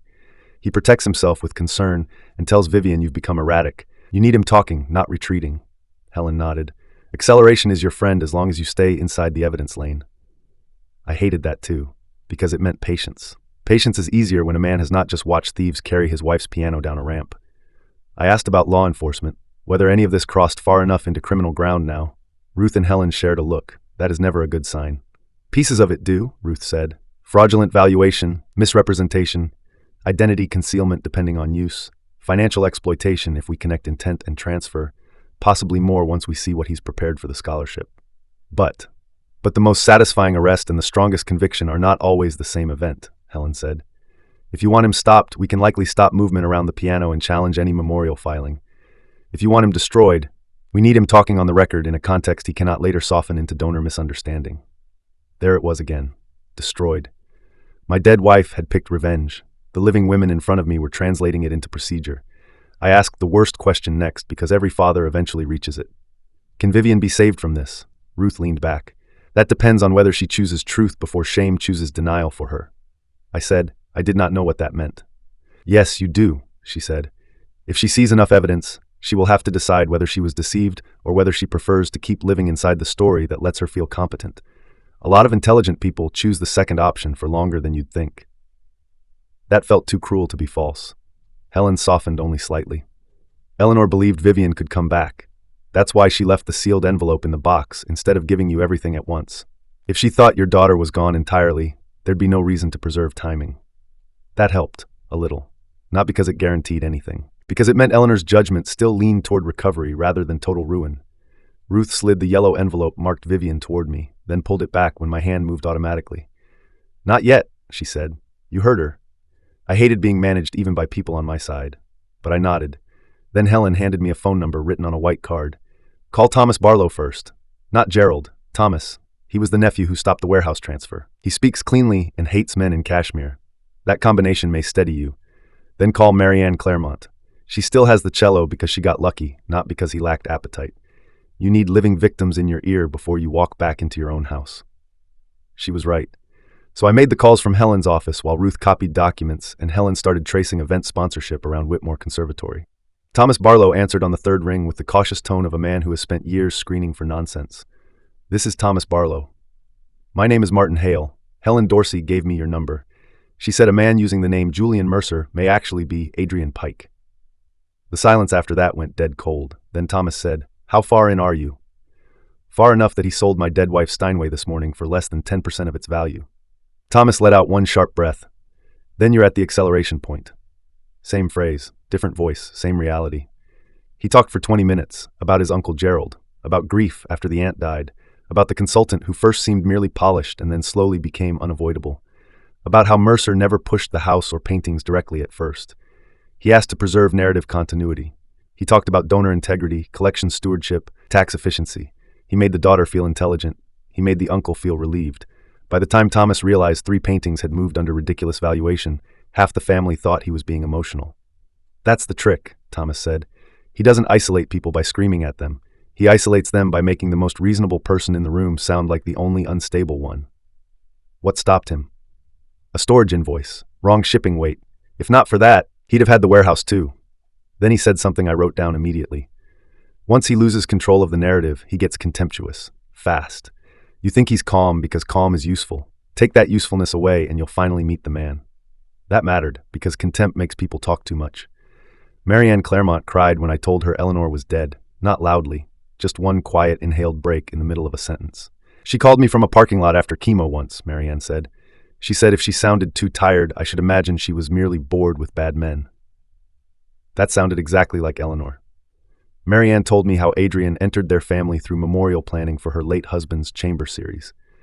How he learned which cello mattered emotionally. How he convinced her daughter that mother and grief together made a poor administrative combination. How temporary advisory consolidation started swallowing authority one kind phrase at a time. What got you out? A pastor with a hobby in Luthery, she said bitterly. He held the appraisal and laughed for 20 seconds straight, then asked whether anyone in the room had lost the ability to count. I thanked her. She thanked Eleanor. Then she said, Do not confront him privately unless you want a version of yourself you won't recognize. Make him lie where lying has witnesses. The same lesson, from everyone. By the time I left Helen's office, dusk had started silvering the parking lots, and my understanding of the day had shifted from personal betrayal into system recognition. Julian Mercer was not a bad husband with expensive tastes. He was Adrian Pike, and Adrian Pike was not improvising on my family. He was doing what he had practiced. Only this time he had underestimated a dying piano teacher with too much pattern recognition and a willingness to build revenge into an instrument. When I got into my truck, Ruth leaned in through the open driver window. "Do not go home tonight spoiling for war," she said. "Go home collecting normalcy. Let him think he is still conducting." I looked at her. "That sounds easy." "It isn't," she straightened. "Which is why I'm saying it to you and not to Eleanor. Eleanor would already have broken his jaw with syntax." Then she handed me her card. On the back, in blue ink, she had written one line. "A stage is just a room with better witnesses." I put the card in my shirt pocket and drove home to the house where the Steinway no longer stood, and the man who sold it under a false name still believed he understood how my family worked. He did not. Not anymore. The house looked indecently normal without the piano. That was the first thing I noticed when I came in after dark. Not tragic, not violated, not screaming, just wrong in a quiet, domestic way. The rug sat exposed where the legs had stood for decades. One lamp reflected on empty floorboards. The wall behind the living room looked larger than it should have, as if removing the Steinway had not created space, but erased a kind of weather the room had depended on. Some objects do not fill volume. They teach a house how to breathe. Without the piano, the air seemed uncertain. Julian was in the kitchen. Of course he was. He stood at my counter slicing a lemon as though the morning had merely been unfortunate and the evening could still be steered back toward tasteful grief. He looked up when I came in, not startled, not relieved, measuring. "There you are," he said. Vivian was worried. I set my keys down slowly. "Was she?" "She said you left without answering your phone." "That's because I did not feel like answering my phone." He smiled thinly. "Of course. There are men whose politeness is really just aggression diluted for better table manners. Julian lived in that dilution. He had already changed clothes, fresh shirt, house shoes, a man prepared to outlast discomfort by looking more domestic than the person he had harmed. Vivian came down the hall then, hair pulled back, no makeup, eyes red enough that for one dangerous second I almost let myself believe she had woken up entirely. "Dad, where's Theo?" "At Melanie's. I told her I needed a few hours." Theo, my grandson, 7 years old, loud laugh, collects smooth stones and asks too many exacting questions about why grown men wear ties if nobody likes them. I was glad he was elsewhere. Children should not have to watch adults discover the full architecture of a lie unless no one else is left to break the news. Julian set the knife down carefully. "I made tea." Of course he had. Tea is what manipulative people make when they want the room to smell less like conflict and more like reason. "I was with Sam Bell," I said. That landed. Not dramatically. Julian's face did not fall open. He did not drop the cup. He simply went still at the corners. Very small, but there. "You spoke to the buyer?" "Yes. And he says the piano was worth more than 18,000. Julian tilted his head. That mild donor room expression. The one designed to make certainty look provincial. "Valuation is contextual." "No," I said. "Fraud is contextual. Value is mostly arithmetic." Vivian stepped in fast. "Dad, can we please not do this like this?" That phrase, like this. Every family predator eventually trains the room to fear tone more than facts. I looked at her and said, "Then how would you like to do it? With a brochure?" Julian intervened gently, which is to say offensively. "Martin, everyone's raw today. We made a decision under timing pressure. If the appraisal comes back materially different, we can address the gap. But throwing around words like fraud is only going to deepen harm." Address the gap. Deepen harm. He had an entire private language built for cleaning blood off theft. I wanted to put Eleanor's letter on the counter right then, wanted to say Adrian Pike in front of Vivian, and watch the room finally stop pretending. But Ruth's voice sat in my head. Go home collecting normalcy. So I did the hardest useful thing. I sat down, not because I was calm, because sitting made him overconfident. It made me look tired. It let him believe the older grieving man in the room could still be managed if spoken to carefully enough. Julian handed me tea. I did not drink it. Vivian sat across from me at the kitchen table. The same table where Eleanor had once corrected Theo's left hand on a finger exercise by tapping the rhythm against his juice glass until he laughed. Now it felt like a conference room. Julian stayed standing. Interesting choice. Managers stand when they believe the table belongs to them, even if the deed does not. He began explaining before I asked. The buyer was local. The transfer was documented. Insurance on the piano was outdated. Storage at my house was not ideal. The memorial fund under Eleanor's name could acquire a better instrument later if donor response justified it. Nothing was irreversible. Everything could be improved once the immediate liquidity issue settled. I asked the question Eleanor would have asked first. What immediate liquidity issue?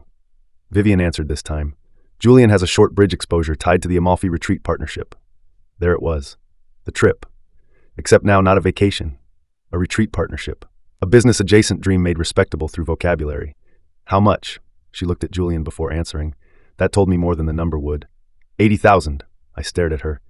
You sold your mother's Steinway to plug 80,000 in your husband's Italian fantasy. It isn't a fantasy. Julian's voice was level.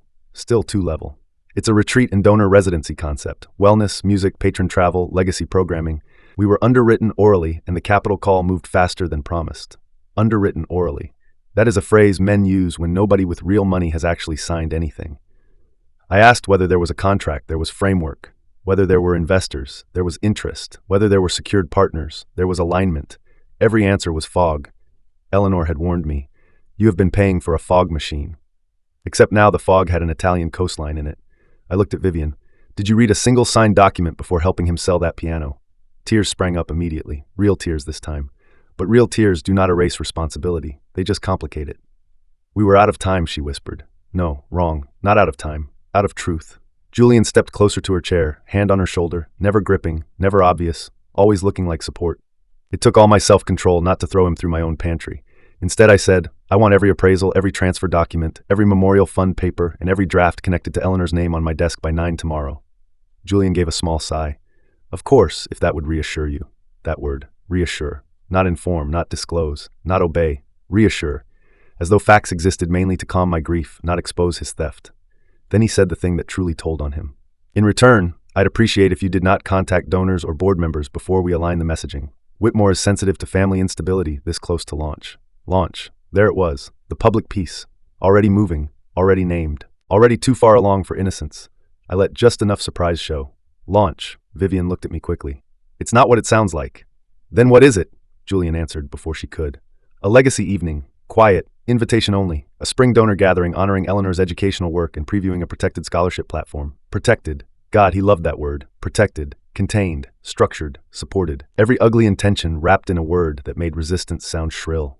I looked from him to Vivian. And when exactly were you planning to tell me my wife had become a preview platform? Silence. That was answer enough. Julian recovered first. We wanted to present you with a complete concept instead of burdening you with fragments. There it was again. Burden.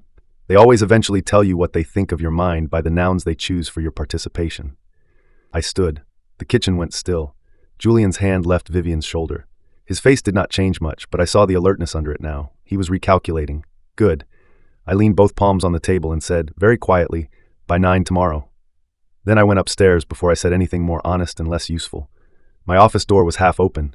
The sight of that nearly undid all the discipline I had gathered through the afternoon. I have never liked people in my office unless I invited them.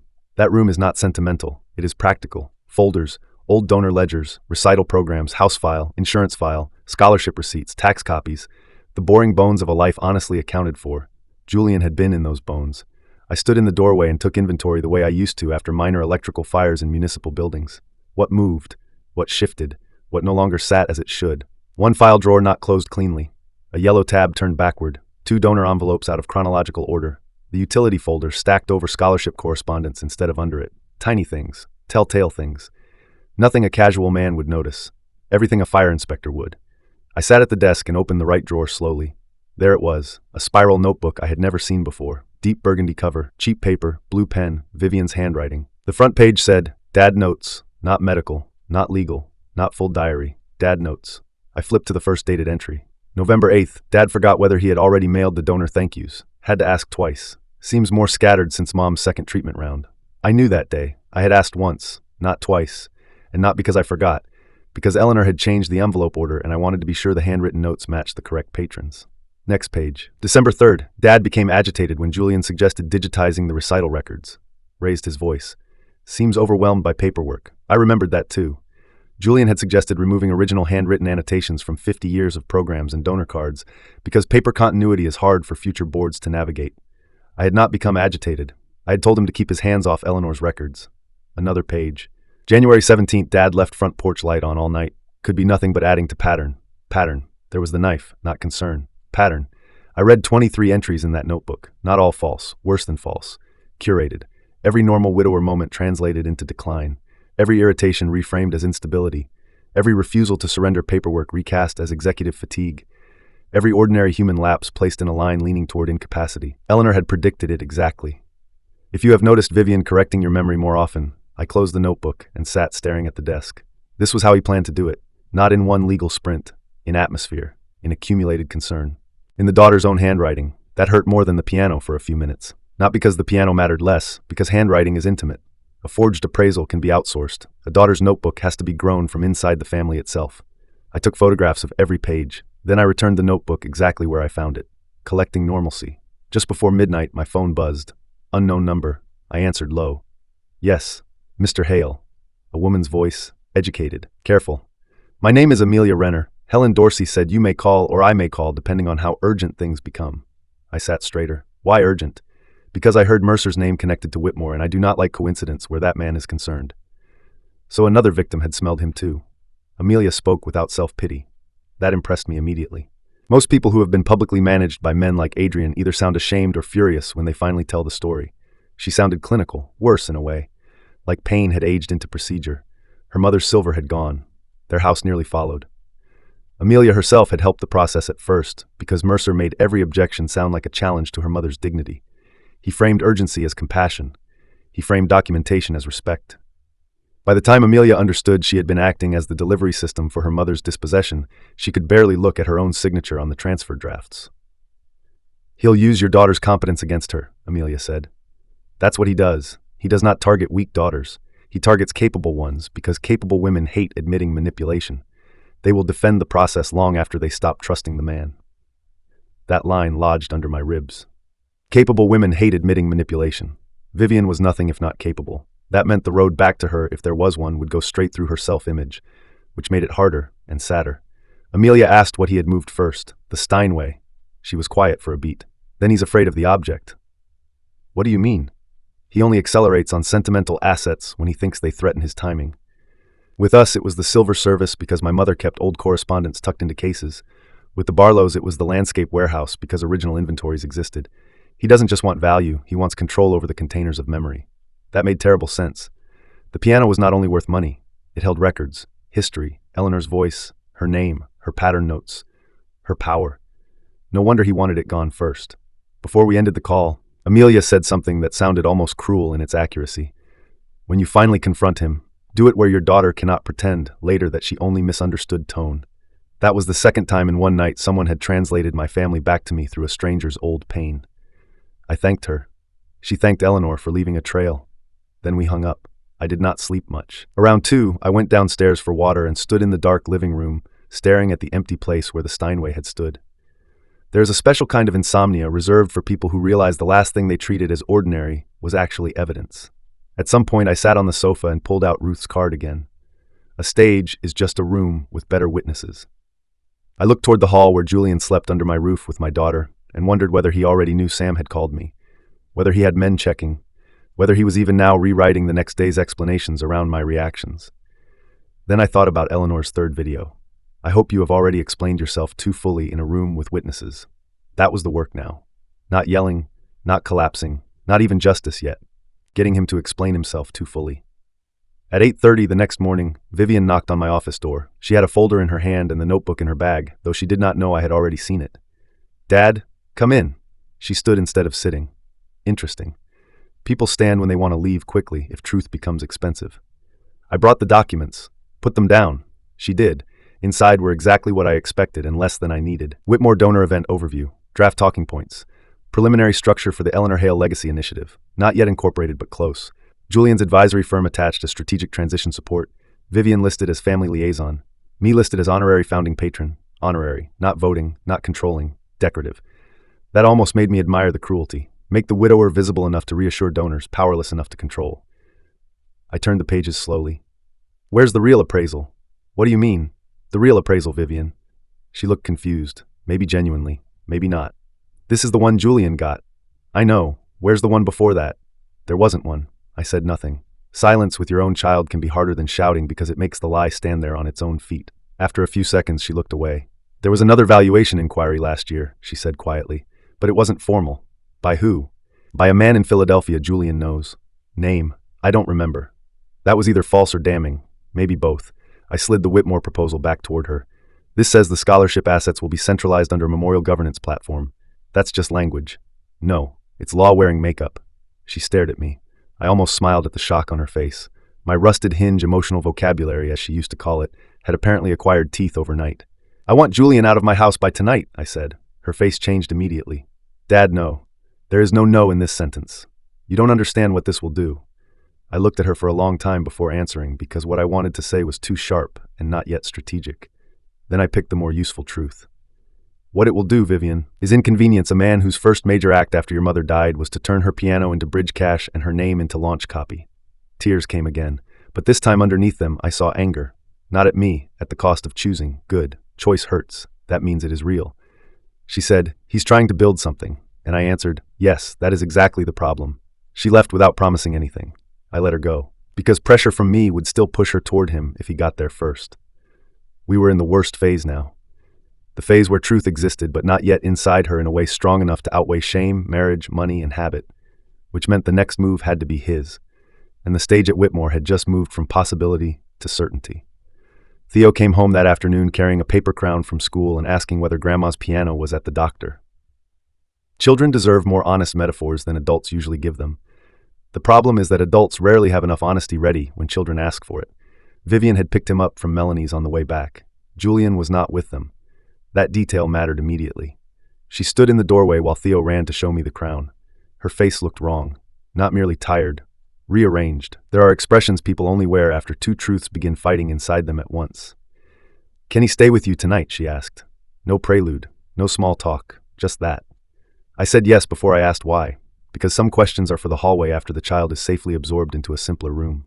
Theo settled in the den with crayons and a nature documentary about wolves, which he liked because, according to him, they don't pretend to like everybody. Then Vivian and I stood on the back porch while the screen door whispered behind us and the late afternoon wind moved the maple leaves hard enough to sound like applause from a bad audience. "Where's Julian?" "At a meeting."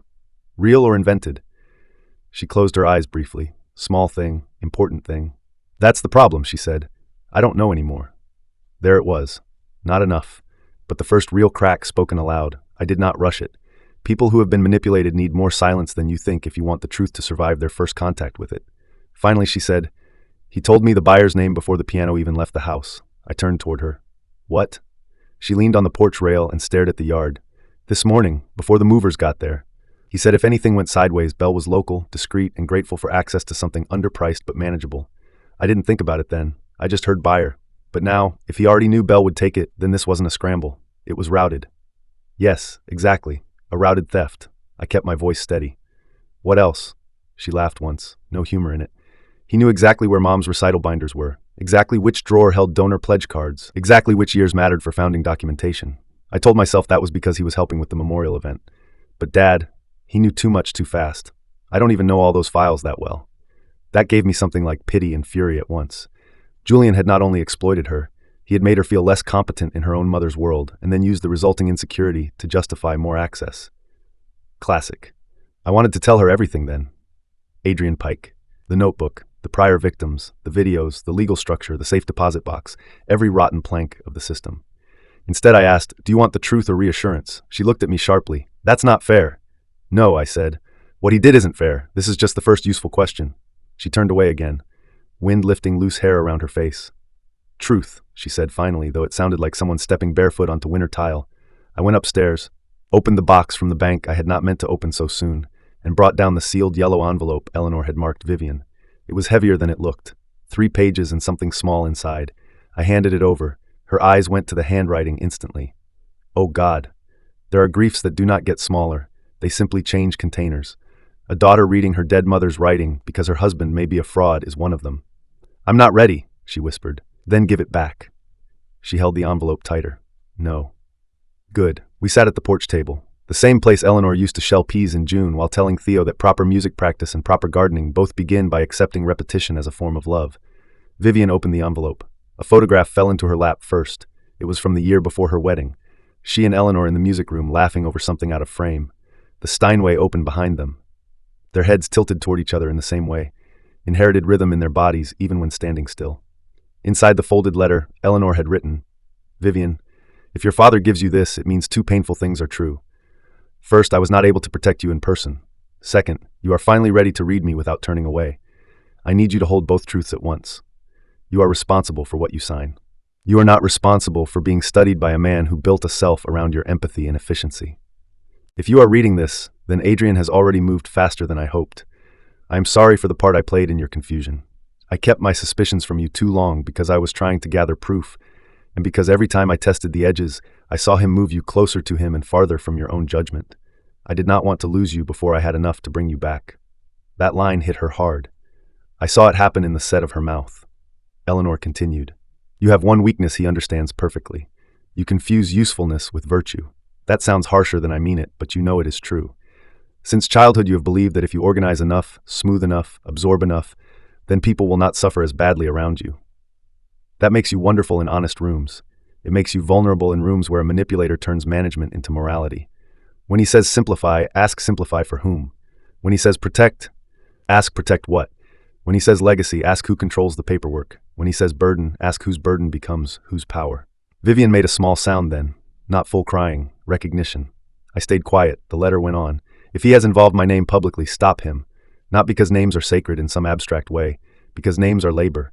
I built mine teaching children, not making predators look trustworthy under chandelier light. Your father will want to protect you by withholding his anger or by using it too early. Do not let him do either one. Make him useful. He is much more dangerous to bad men when he has sequence. That almost made me smile. Then came the line that changed her face entirely. I watched Adrian around Theo very carefully. He never loved him. He used him intelligently. That is the worst kind of cold. If you have any doubt left by the time you read this, ask yourself one question only. Would a loving man ever make access to a child part of an adult negotiation? Vivian stopped breathing for a second. Then she folded forward over the letter, not dramatically, just as if something inside her spine had lost language. I reached for her and stopped halfway. Sometimes people do not need a hand right away. They need room not to perform. After a while, she sat back up and read the last page. If you are still with me, here is what I need from you. Do not waste your life defending the version of yourself that could not see him clearly. Come back anyway. Come back embarrassed. Come back furious. Come back late if you must. But come back. I love you. I knew your first cry. I know the angle your mouth takes when you are lying kindly. I know the difference between your pride and your center. Adrian only knows how to use the first one. I am writing to the second. Love. Mom Vivian cried quietly after that. Not for long. Long enough. Then she turned the photograph over. Eleanor had written one line on the back in blue ink. You never needed him to make your life expensive enough to feel real. That line did what the rest of the letter had been working toward. It broke the glamour. Julian's whole world depended on glamour, not movie star glamour. A more ordinary predatory version. Private flights promised but not booked. Italian retreats underwritten orally. Donor circles. Legacy evenings. Words like curated and elevated. The feeling that life could be made more meaningful through more expensive surroundings and better managed grief. Eleanor had cut straight through it in one sentence. You never needed him to make your life expensive enough to feel real. Vivian wiped her face and said, He's been using my cards. I looked at her carefully. How long? I don't know exactly. I knew about some travel charges, event deposits, designer things he said he'd pay back when the partnership closed. She shook her head. But I didn't know about all of it until this morning. What changed this morning? He handed me his phone to answer a message while he was in the shower. Her face hardened in a way I had not seen since she was 16 and caught a boy copying her history homework. A bank alert came up. One of my cards flagged a charge from a hotel in Boston. We haven't been in Boston. That doesn't mean. I know what it means, she said quietly, because when I opened the alert, the app showed 3 active cards I thought were closed and 1 wire transfer draft from my savings to an account called Verity Cultural Holdings. Helen had mentioned that shell, linked to advisory movement, low visibility, high appetite. I said the name once. Verity. Vivian looked up sharply. You know it. There are reasons I know it. She stared at me for 3 long seconds. Then I saw the fight start. The old instinct was still there. Defend the marriage. Demand context. Say there must be some explanation. Protect self-image through delay.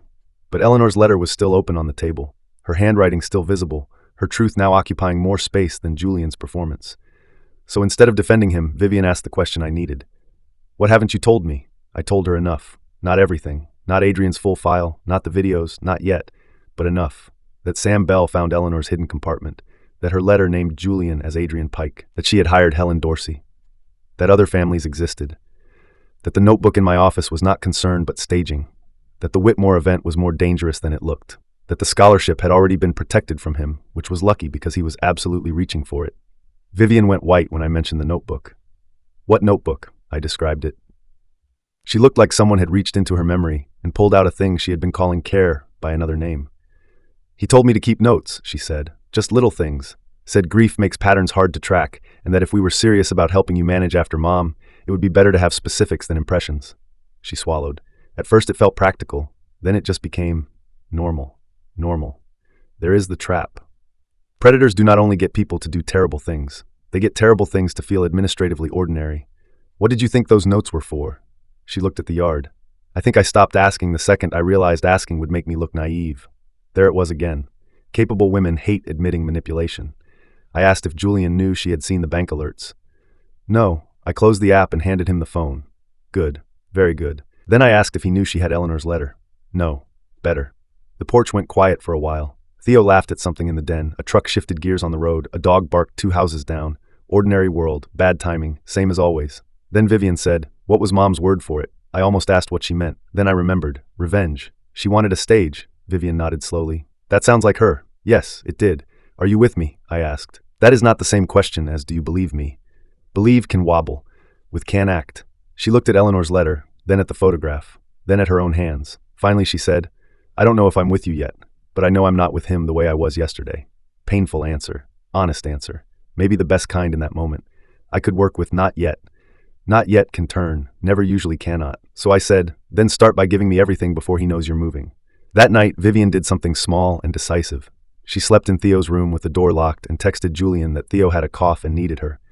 Not dramatic, not accusatory, just maternal logistics. Julian responded with a thumbs up and a reminder that Whitmore final copy had to be approved by noon. He still thought the room belonged to him. Good. At 7:13 the next morning, Vivian met me in the parking lot behind a bakery, 3 towns over, with a tote bag, her laptop, 3 folders, and an expression I will never forget. Not innocence lost, something more adult and uglier. A person learning that love can be used as a staffing model. Inside the tote were event budget drafts, donor preview lists, the Palmer appraisal PDF chain, partial access to Verity Cultural Holdings correspondence, Julian's printed talking points for Whitmore, a consultant agreement he had never shown her in full, a sealed envelope from his desk marked house options, and tucked between gala seating charts, a second notebook in his handwriting. The notebook mattered immediately, not because it was dramatic, because meticulous predators always eventually keep score. The first page said, Hail Track. I opened it on the bakery patio while steam from delivery trays fogged the back windows, and Vivian stared at the street like she expected her own life to come driving around the corner and accuse her of something. Julian had broken the family into columns.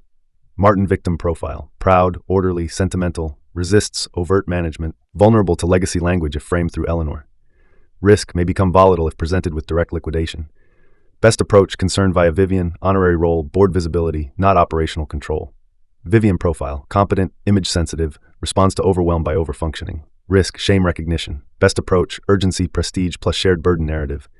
Theo profile, attachment point. Use, timing, leverage / emotional softener, future educational structure. I stopped reading for a moment because the sun had suddenly become too bright and the world too casual.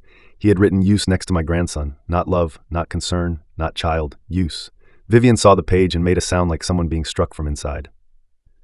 I turned to the next section. Asset priority 1, Steinway removal. 2, donor narrative, control. 3, memorial platform, formalization. 4, house option exploration. 5, capacity language if resistance escalates. 3. There it was. The whole ladder, short, clean, unashamed, house option exploration, capacity language. If resistance escalates, this was not accidental, not marital misjudgment, not taste and debt, not ambition running hot. It was a campaign.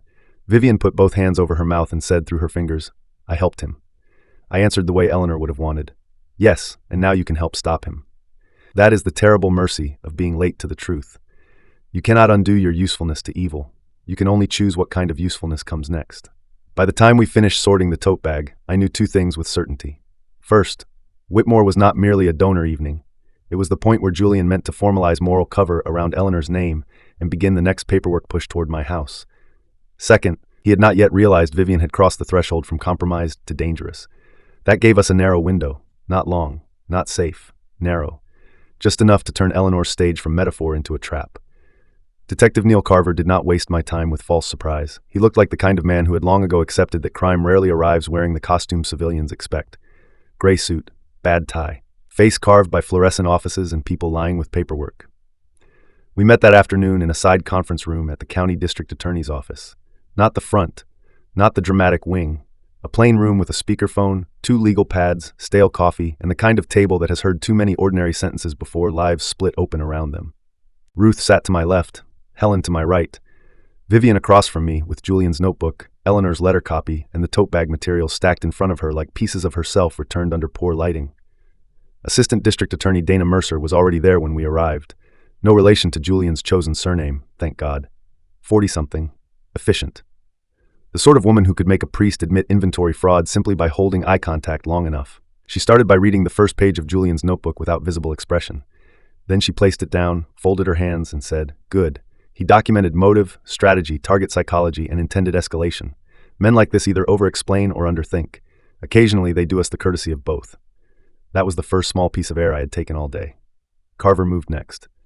We have several layers here: identity concealment, fraudulent valuation, potential financial exploitation, coercive control, possible attempted capacity staging, misuse of charitable representation. We can challenge some of that now. We can probably get civil restraints around the Whitmore event if we want to go early. But, Ruth said. Carver glanced at her. But, he agreed, civil restraint is not the same as criminal closure. If we move too early, he becomes a complicated advisory problem instead of a convicted predator. Dana nodded. And he will spin Martin's objections as grief volatility. He'll tell donors the family is fractured, the widow's memory is being mishandled, the daughter is under strain, and he tried to help. Wealthy arts people are extremely vulnerable to polished soft language. They hear concern and assume integrity. I knew she was right because I had spent enough donor evenings standing beside Eleanor to understand how quickly money forgives style if style flatters it. So I asked the only question that mattered. What gets him convicted? Dana answered without hesitation. Intent plus clarity. We need him stating the design in his own language or acting on it in a way that leaves no place for interpretation. Vivian looked up. He already wrote it down. Yes, Dana said, tapping the notebook, but he will claim these were strategic private notes for benign estate support, badly phrased, never enacted. We need him saying too much in real time, preferably while doing too much. There it was again. The same lesson every victim had given me from a different angle. Make him explain himself in a room with witnesses. Carver opened a legal folder. Inside was a proposed operations outline. We use Whitmore. Nobody in the room argued. That told me we had all arrived there independently. Dana laid it out. Whitmore was scheduled as an invitation-only donor evening 3 nights away. 36 confirmed attendees. Board members, patrons, 2 local arts reporters, 3 minor philanthropic families who liked having their names next to restoration work. Enough witnesses to matter, enough vanity to intoxicate Adrian, enough pre-existing structure that backing out now would raise questions he'd prefer to answer through performance. The preliminary plan came in 4 layers. Layer 1. Vivian goes back to him. Not emotionally reconciled, practically aligned. She tells him I'm angry but softening, that I threatened to pull my honorary support from Whitmore unless he personally walks me through the final structure. He thinks he still has a path. Layer 2. We let him coach her. Not endlessly. Just enough to gather recorded language about my supposed grief volatility, the memorial platform, and how he intends to handle resistance. Those recordings start closing the distance between notebook strategy and spoken design. Layer 3. We quietly freeze what we can around the scholarship and house through protective filing Ruth can do without setting off visible alarms. Nothing public, nothing that alerts him, just enough that his real next move, whatever it is, cannot succeed financially if the evening gets messy. Layer 4. We put him on the Whitmore stage in a condition where he believes he is about to secure my public blessing and perhaps final paperwork access. Then we force the issue in a room with donors, press, and law enforcement, positioned close enough to move once he commits himself verbally or physically. I listened. Then asked the question a father asks when the plan requires his daughter to step back into proximity with the man who used her. How much risk to Vivian? Dana looked at her, not me. Some, not extreme if she plays the role he already expects. The bigger risk is emotional recoil. He knows how to use guilt on her, and he will test whether she is still governable the second he senses distance. Vivian nodded before anyone else spoke. I can do it. I believed she meant it. That was not the issue. The issue was whether the part of her that had been trained by him would stay quiet once he started using the old language. Dana saw that too. Can you do it without defending yourself? She asked. Vivian frowned. What do you mean? I mean, when he says you're overreacting, can you resist proving you're not? When he says your father is unstable, can you resist arguing from feeling instead of collecting his language? When he makes you feel stupid for doubting him, can you resist reaching for reassurance? Vivian looked down at the table. That's the part he's best at. Exactly. So they trained her. Not in some glamorous intelligence operation sense. No black outfits, no smug movie dialogue, nothing like that. Just hours in bad light with a prosecutor, a detective, a tech specialist named Aaron Bell, and the humiliating work of relearning how not to answer a manipulator the way he trained you to answer. Aaron fit her with 2 recording options. Primary mic in the collar seam of a cream blouse that matched the kind of donor evening she normally wore. Secondary in a bag clasp in case hands got too close. Live relay to an unmarked van outside her apartment and to Whitmore on the night of the event. Carver walked her through natural conversation openings, not scripts. Dana hated scripts.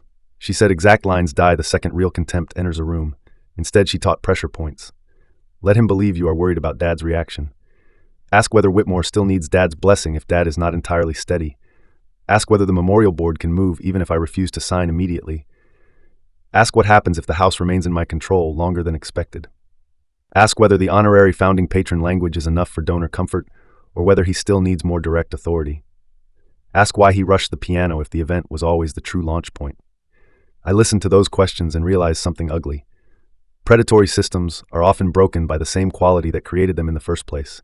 Curiosity in the right place, about the wrong man, at the wrong time, with a wire hidden under the collar. Vivian's first practice run went badly. Dana played Julian and said in a voice calm enough to sting, "You're letting your father's grief make you dramatic." Vivian immediately started explaining herself, too fast, too earnest, trying to prove she was still rational, trying to recover dignity inside the accusation instead of using the accusation as evidence. Dana held up a hand. "Stop, that's the old track." Vivian stared at the table. "I know. No. No isn't enough, feel it." Dana leaned forward. "When he says dramatic, what does he really mean?" Vivian exhaled slowly. "He means inconvenient." "Good, so answer the real message, not the fake wording." They tried again, Dana as Julian. "You're letting your father's grief make you dramatic." Vivian after a beat. "You mean he's becoming inconvenient." Better. Still borrowed, not yet hers. Again. By the 6th run, the sentence came out clean. No tremor, no apology, just understanding sharpened into reply. That was how the whole afternoon went. He says protect. What does he mean? Protect the plan. He says simplify. What does he mean? Reduce resistance. He says concern. What does he mean? Authority. He says burden. What does he mean? Access. Then came the hardest part. Dana asked Aaron to mute everything, turned off the speakerphone, closed the legal folder, no performance now, just one question. What happens to you when he uses Theo? Vivian went completely still. That was answer enough. Not tears, not a speech. Stillness. After a few seconds, she said, "My body chooses him before my head does." No one in the room spoke for a moment after that because it was too honest and too useful to interrupt. Then Dana said, "Good, that's what we needed." Vivian looked startled. "Good?" "Yes, because now we train the body, not your opinions. Opinions already changed. Reflex is what remains." The next hour was brutal. Dana said variations of the same weapon Julian used. "Think about Theo. Theo needs stability. If your father blows this up, Theo loses. Do you really want your son around chaos?" A loving mother would think long term. Each time Vivian had to identify the move before answering. Child leverage. Moral coercion. Conditional safety. Threat dressed as concern. Name it first, then answer. By the end, she was shaking with exhaustion. But when Dana said one final time, "If you care about Theo, stop making this difficult," Vivian answered with something that made the whole room look up. No. If you cared about Theo, you would stop using him to negotiate with adults. There it was. Clean, natural, devastating. Dana wrote it down. That's the line. If he starts leaning on the child, use that. It sounds like you. It lands hard. And if things turn physical or unsafe, it tells us exactly where the conversation went. Carver nodded to Aaron. Flag it as escalation code. So that became the phrase. If you cared about Theo, you would stop using him to negotiate with adults. Not melodramatic, not spy nonsense. A sentence a mother could say, a sentence a prosecutor could use. A sentence that revealed the structure without sounding planted. Then they turned to me. "What's my part?" I asked. Dana did not sugarcoat it. "You play proud and wounded, not furious. If you go in hot, he expects resistance and defaults to public concern language. If you go in controlled, slightly tired, reluctantly willing to hear the final proposal, he will over-explain because he thinks he's close." I hated that, because it meant performing weakness just enough to catch a stronger truth. It meant using the thing Julian already believed about older grieving men as bait. Carver added, "And you do not improvise physical justice." I looked at him. "That sounds personal." "It's preventative," he said. "You are exactly the age and temperament to punch the wrong man at the right moment and complicate a good prosecution." Ruth snorted softly. She knew me too well to deny it. So they trained me too. When Julian says your grief is affecting judgment, I say, then give me the facts cleanly and stop dressing them up. When he says the fund protects Eleanor's name, I say, protected from whom? When he says the honorary roll preserves dignity, I say, dignity without authority is floral wallpaper. Dana actually smiled at that one. Keep that. When he says the house may become too much, I say, my wife died. The house did not. And most important, when he moves toward pity or concern, I do not attack the emotion. I ask for documents. Always documents, specifics, titles, authority, voting rights, transfer triggers, beneficiary controls. Predators live in fog. Questions remove oxygen. By the second day of preparation, Whitmore had become a map. Aaron had floor plans. Carver had plainclothes placements. Dana had an arrest threshold matrix that translated emotional chaos into legal sequence. If he says X, we wait. If he says Y and confirms control intent, we move toward containment. If he admits knowledge of fraudulent valuation, capacity staging, or using the child as pressure in connection with asset movement, we have enough to arrest once the second confirmatory exchange lands. If he touches Vivian or attempts to remove recording suspicion physically, we move immediately. There's a strange comfort in watching smart people turn a monster into bullet points. Not because the pain gets smaller, because the shape finally becomes legible. Late on the second evening, after everyone else had gone quiet from fatigue, Ruth and I sat outside the county annex while the sun flattened itself into copper over the courthouse roof. She handed me a paper cup of machine coffee and said, "You know what the real revenge is, don't you? Arrest. No. Humiliation. Closer." I waited. She looked toward the windows where Vivian was still inside with Dana, repeating one answer 5 different ways until her body stopped choosing him first.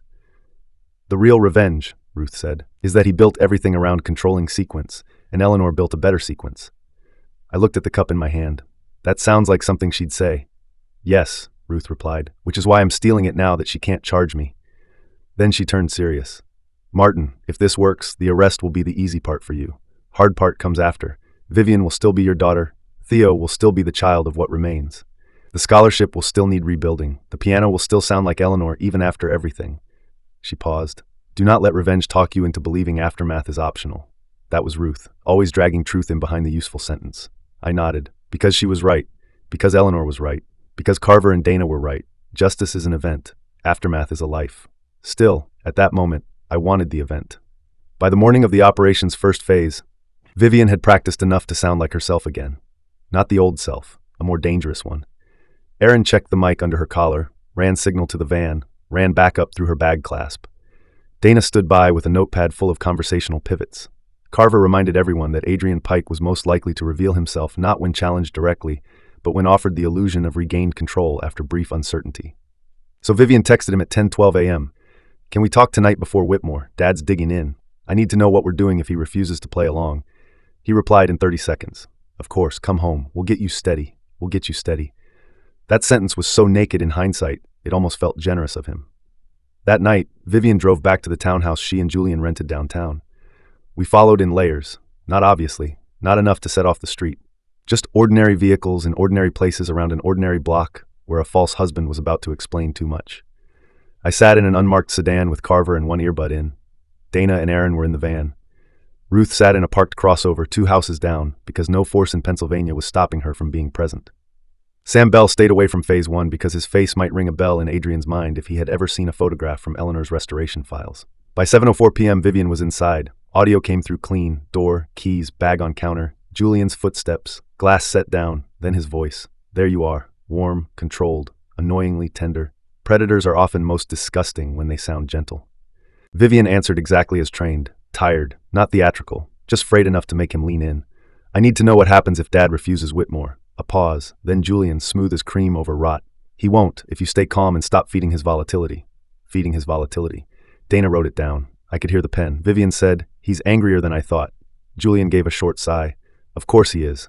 Anger feels like competence to men who have lost control." That sentence made something dark and steady settle in my chest. There he was, not masked, just talking. Vivian asked, "Do we actually need him there?"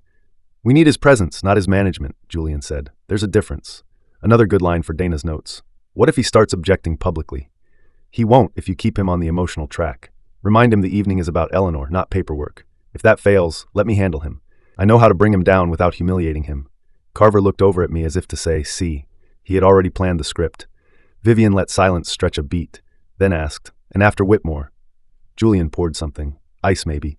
The sound came through the wire bright and casual. "After Whitmore, the board language becomes easier. Once enough people hear his blessing, administrative control looks like housekeeping instead of restructuring." There it was, almost too easy. Vivian pushed gently. "You still think the house can move later?" A very small pause. "Yes," he said, "if we do this properly." Properly. Always that word. How? Not by forcing sale, by reframing support. The house is too much for him eventually. Everyone knows that. We start with records help, then donor burden relief, then maybe an advisory arrangement around maintenance and the scholarship. If he keeps resisting, we use the grief angle. No court unless absolutely necessary. Court is ugly. Consensus is elegant. Consensus is elegant. Jesus. Dana underlined that twice. Vivian said, and the piano. Julian laughed softly. Actual laughter. The piano was the test case. If he absorbed that loss, everything else becomes negotiation. In the car, I closed my eyes once, not from weakness, to prevent my face from becoming something the law would later have to explain. Vivian kept her voice level. It was worth more than you told me. Value is relational. His favorite dodge, right on cue. No, she said. You told me 18 because you wanted it gone fast. He did not answer immediately. Then, I wanted the room cleared before Whitmore. Yes, there, the room cleared. The piano as obstacle, the event as real objective. Why? Say why, I thought. Come on, say why. Vivian did it for me. Why did the room need to be cleared? The longest pause so far. Then Adrian Pike, wearing Julian Mercer's voice, made the mistake Eleanor had predicted. Because the piano was her authority. Nothing moved in the car. No one breathed loudly. All the air seemed to tighten around that sentence. Not an asset, not decor, authority. He had seen the same thing Eleanor saw. He just wanted to consume it instead of honor it. Vivian asked very softly, what does that mean? It means as long as that instrument sat in his house, Eleanor still felt like the governing presence in the room. We needed Whitmore to belong to the living. We needed Whitmore to belong to the living. There are statements so predatory they almost sound philosophical. That was one of them. Dana gave Carver a look. We were getting close. Vivian kept going. And if Dad never agrees, Adrian answered, voice flatter now, more irritated, less husband. Then we move without full warmth and let him catch up. You think donors care about signatures as much as they care about continuity. They don't. They care about the story feeling stable. Story, always story. And me, Vivian said, what exactly am I in this? He exhaled. Right now, the bridge. There it was again. Not wife, not partner, not grieving daughter. Bridge. His language told on him because he genuinely no longer believed other people deserved more than functional nouns. Vivian waited, then asked one last question before Dana signaled enough for phase one. What about Theo? And there he went. Straight to the child. Theo is why we keep this clean. If your father spirals, you need a stable structure around the boy. Whitmore helps with that. The board helps with that. Security helps with that. Security, not love, not family. Structure, board, security. Vivian said, exactly as practiced. If you cared about Theo, you would stop using him to negotiate with adults. The room inside the townhouse went silent, not because he had been caught, because the script had broken. Then Adrian laughed once, no warmth in it at all. You've been talking to someone. And that was where Dana cut the live session for the night. Not because we lacked enough, because enough is not the same as finished. And because if Vivian stayed longer after that sentence, the risk climbed faster than the value. She gave a believable excuse, said Theo needed her and left. When she got into the car with Dana and Aaron, she looked like a woman who had just watched the skin peel off a person she had slept beside for years. But her voice was steady.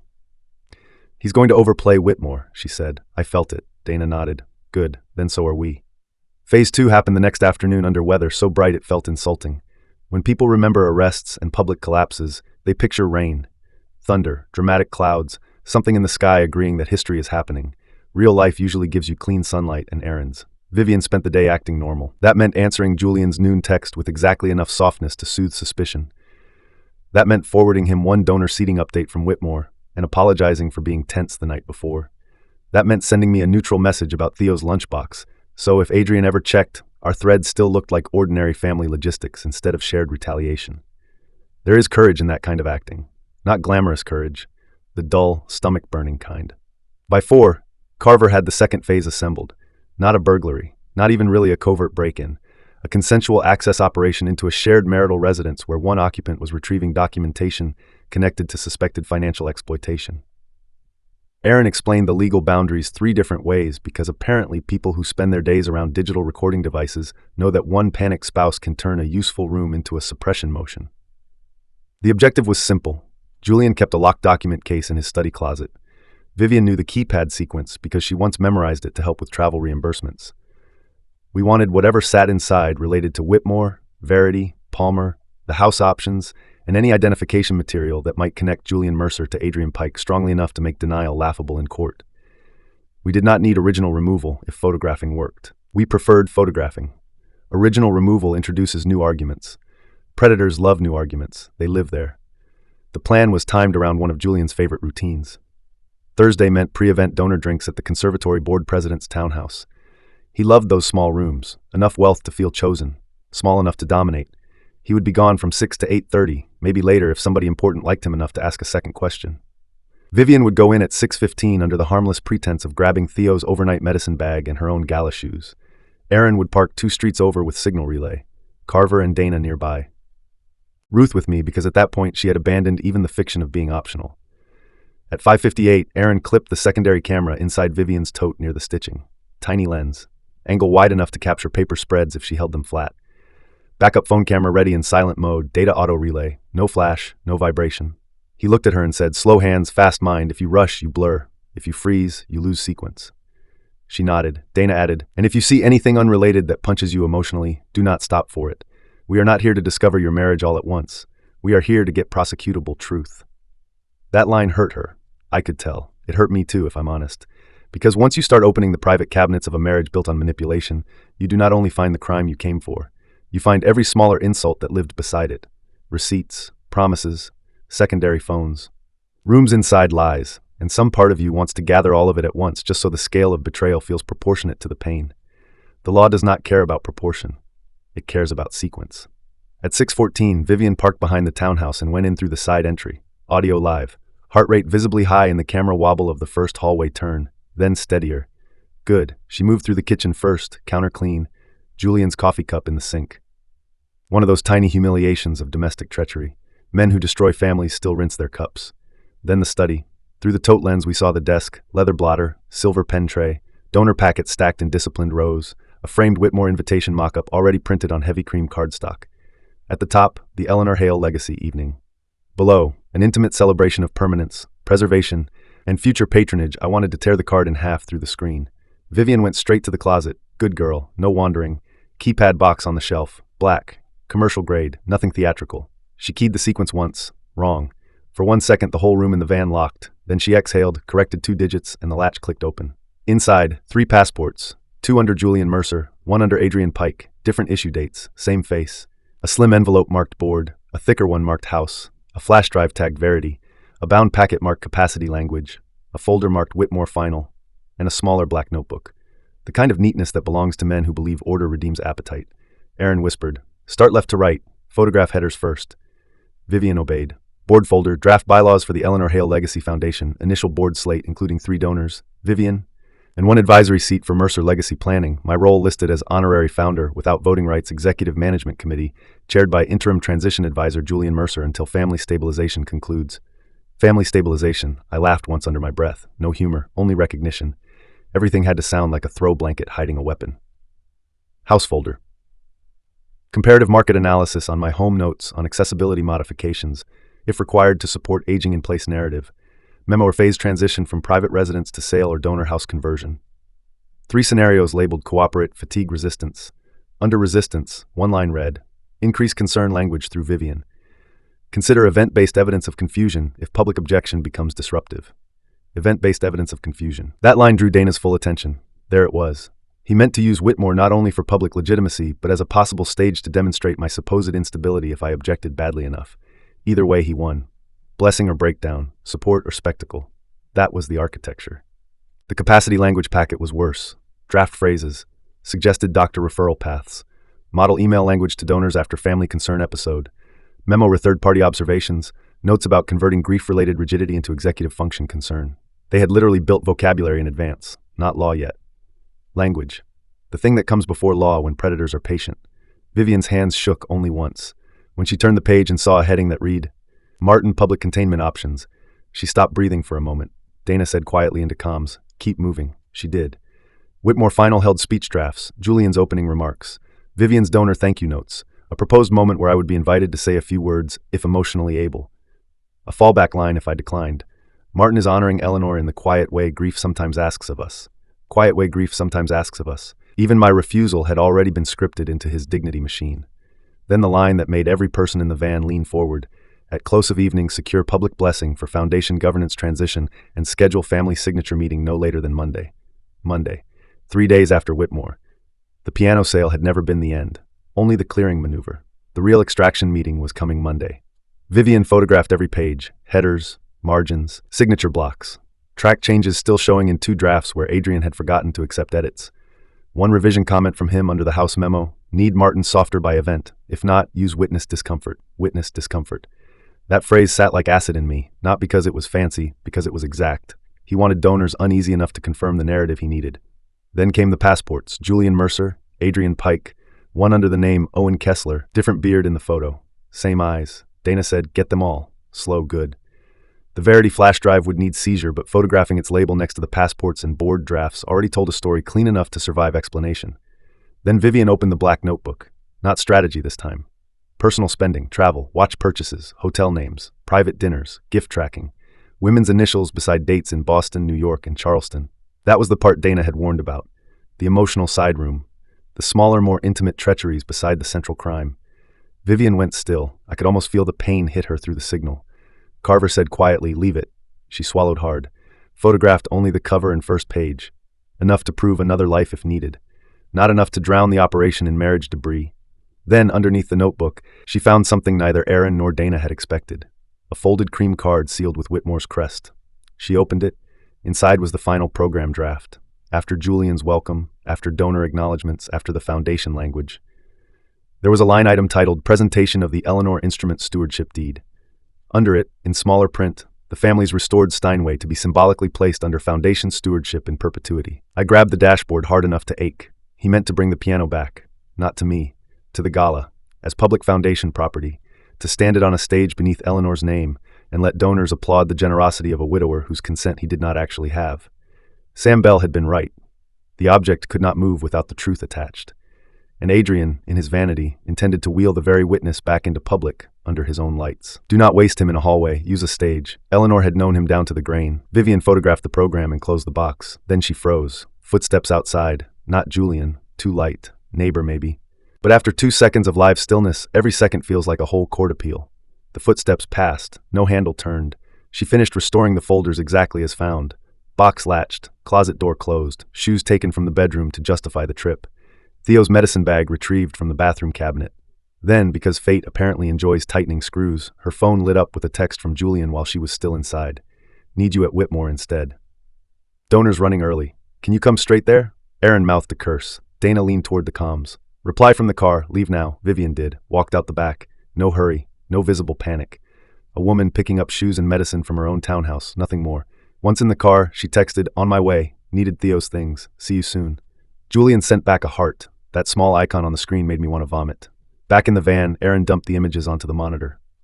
142 photographs, every critical page clear, passports readable, foundation draft intact, house scenarios intact, capacity language intact, program line about the Steinway intact. Dana looked at the wall of images and said, "Now we don't just have predation, we have choreography." Yes, that was the word. He had choreographed my grief, Eleanor's memory, Vivian's usefulness, Theo's emotional leverage, the piano's symbolic reappearance, and my planned public role, all toward a Monday signature meeting. The evening at Whitmore was not just vanity, it was pre-authorization theater. Carver called the judge on duty from the van. Not for a full arrest warrant yet. Not enough on its own without risking early collapse, but enough for enhanced operational readiness and a limited sealed evidentiary hold around foundation filings if Adrian attempted to force signatures post-event or destroy documents. Ruth, sitting beside me, said, "He's bringing the piano." I nodded. "That's his mistake." "No," she said, looking out through the windshield at nothing in particular. "His mistake was thinking your wife only restored instruments." Vivian went straight from the townhouse to Whitmore for the early donor drinks because backing out now would create too much friction too soon. We let her go. That was harder than I expected. Trusting your daughter to walk back toward a man who has used her voice and handwriting as tools is its own form of bleeding. But she had crossed. I could see it in the way she sat after the van stop. Not healed. Not even steady. Crossed. There is a difference. She listened to Dana one last time before stepping out. "Remember," Dana said, "you don't need everything tonight. We already have enough to bury the foundation and open the criminal lane. Whitmore is about public commit and verbal lock. If he starts moving toward pity or pressure, let him. If he starts moving toward the child, you know what to do. And if he mentions the piano before the event, keep him talking." Vivian nodded. Then she said something almost too quiet to hear. "He wrote U's next to my son." Dana met her eyes. "Then let him write his own ending tomorrow." After she left, we moved the operation timeline up. Not the event, the arrest threshold planning. Because now we knew the piano would be on stage. We knew a symbolic stewardship deed would be presented. We knew he intended to secure my public blessing and schedule a signature meeting Monday. We knew house scenarios existed. We knew he had capacity language ready. We knew he possessed multiple identities in a document case inside a shared marital residence. And we knew Eleanor's third video was built for the exact night he tried to use her name publicly. By midnight, the final Whitmore plan looked like this. Vivian attends early setup and gives Adrian no reason to panic. I arrive as requested the next evening, tired, controlled, reluctantly willing to be walked through the foundation. Sam Bell brings the Steinway under prearranged delivery once signaled, claiming it was part of the symbolic stewardship presentation as instructed by Julian's office. Dana and Carver place plain clothes among donors, board members, and event staff. Aaron runs live audio from Vivian and secondary room capture at stage wings. Ruth manages document duplication and chain of custody on site. If Adrian speaks enough before the stage moment, we intervene there. If he continues cleanly and leans on the performance, we let the event open until he commits publicly to the stewardship and governance language. Then Eleanor speaks, and then if necessary, the law does too. I did not sleep that night either. At 3 a.m, I found myself in the den sitting beside Theo's small overnight bag. Medicine syrup, dinosaur shirt, one smooth river stone in the side pouch, his world reduced to the practical objects adults pass back and forth while pretending the larger world is under control. I thought about the word Julian had written next to his name, use. Then I thought about Eleanor's line. Would a loving man ever make access to a child part of an adult negotiation? No, never. That clarity mattered because revenge can get messy if you let it feed only on rage. The child keeps it honest. Theo was the reason this could not stay inside donor fog and elegant theft language. A man who writes use beside a boy's name does not deserve private resolution. By dawn, Whitmore was no longer a gala. It was a crime scene waiting for better lighting. Whitmore Conservatory had been a 19th century carriage house once. Now it was one of those art spaces donors love because brick and glass let them feel both cultivated and humble at the same time. Exposed beams, polished floors, small performance stage at one end, wine tables at the other. Enough uplighting to flatter money, enough acoustics to flatter speeches. Not enough moral weight in the room to stop a predator unless someone built it there first. By 5:30 the next evening, staff were adjusting linen angles and candle heights like civilization depended on symmetry. By 6, plainclothes were in place. Carver as a guest of the board treasurer, Dana as outside counsel invited by one of the patron families, Ruth as a donor estate advisor, no one would question because she wore quiet pearl earrings and the expression of a woman who had billed people through worse evenings. Aaron in the AV booth under temporary vendor credentials. 2 uniformed officers out of sight but close enough to move through the service entrance once called. Sam Bell 3 blocks away in an enclosed transport van with the Steinway strapped, covered, tuned, and ready. I arrived at 6:21 in my dark suit, the one Eleanor used to call my funeral director costume because it made me look respectful and vaguely irritated even before I spoke. Good, that was the right look for the night. Theo stayed with Melanie. Non-negotiable. Children do not need front row seats to adult collapse. They need safe kitchens and bedtime stories and mornings that still recognize them. Vivian met me in the vestibule just inside the main doors. She looked beautiful in a way that broke my heart. Not glamorous, clear, cream silk blouse under a navy jacket, hair pinned cleanly back, a small pair of Eleanor's pearl drops in her ears, her mother's, not Julian's taste. She touched my sleeve once and whispered, "He thinks you're softer. Good. He wants a private walkthrough before the donors settle. Better." There was more she wanted to say. I could see it. Apology maybe. Fear. A plea not to let her fold if he used the old levers one more time. Instead, she just said, "Mom was right about stages." I nodded. Then we went in. The space had been arranged around absence without admitting it. At the center of the stage stood an easel with a large black and white photograph of Eleanor at the Steinway, head slightly bent, hands lifted above the keys. To the right, a sleek acrylic podium. To the left, a bare polished space large enough for an instrument to be rolled in later. There it was, the outline of his plan. He really had meant to bring the piano back as foundation property. Small cocktail tables sat beneath donor cards with names I knew and some I did not. At the back wall, display boards showed mock-ups of the Eleanor Hale Legacy Foundation branding, muted gold lettering, abstract line drawing of a grand piano lid, words like stewardship, continuity, intergenerational cultivation, educational permanence. He had turned my wife into a brochure. That steadied me more than rage would have. Adrian Pike, wearing Julian Mercer's face, moved through the room in a charcoal suit so well cut it looked like it had been designed specifically for soft theft. He had one hand lightly touching elbows, chair backs, stemware bases, never gripping, never over-claiming, always suggesting ease around ownership. People smiled when he approached. Of course they did. Money likes being mirrored by confidence. He saw me, and the entire tone of his body shifted half a degree. Not much, just enough to register calculation. "Martin," he said, coming toward me with exactly enough relief in his face to imply the family had chosen dignity over mess. "I'm very glad you came." I let him take my hand. Dry grip, controlled pressure. A man who practiced sincerity at scale. I want to see the final structure before anyone starts saying my wife's name into microphones, I said. That gave him what he wanted. Not consent, near enough. Absolutely, he said. There's a side room. He led Vivian and me into the green room off stage left. Aaron had already tested audio there. Good. Clean. One camera live through the wall sconces, another through Vivian's bag on the side chair, Dana within earshot through the corridor, Carver near the back service door. Adrian closed the door softly behind us. Then, because he believed he was close, he stopped performing for the room and began performing for the conversion. On the table sat a leather folio, 2 foundation drafts, a pen set, and a cream card labeled Family Review Only. He gestured toward the chair opposite him. Sit. Let's get you comfortable with what tonight is and isn't. That phrase. Comfortable. As if truth were upholstery. I remained standing a moment longer than necessary, just enough to make him adjust. Then I sat. Vivian took the side chair, bag placed exactly where Aaron had asked, hands visible. Good. Adrian opened the folio and began with the polished version. Whitmore was simply the first public step in preserving Eleanor's educational legacy. The foundation was donor-facing but family-honoring. No assets would move without dignity. My honorary role was ceremonial only because grieving spouses should not be burdened operationally. Vivian would act as a living bridge between Eleanor's values and the next generation of support. The instrument stewardship deed, if referenced at all, was symbolic and merely ensured the Steinway remained available for scholarship benefit instead of sitting unused in a private room. Unused. That word almost made me laugh in his face. Instead I asked, protected from whom? He gave me the soft smile. The one he used when donors confused being condescended to with being reassured. From fragmentation, Martin. From slow erosion. From the very human tendency families have to let complicated gifts become static because no one wants to make decisions in grief. There it was. Decision-making in grief. The cudgel wrapped in compassion, I asked. And if I prefer static to theft? Vivian glanced at me. A tiny flash of alarm. Not because the question was wrong, because it was earlier than rehearsal. Good, he needed some unpredictability. Too smooth and he might smell staging. Adrian did not flinch. Then we separate feeling from structure. No denial of theft, no shock, just process. Your feeling is valid, the structure remains necessary.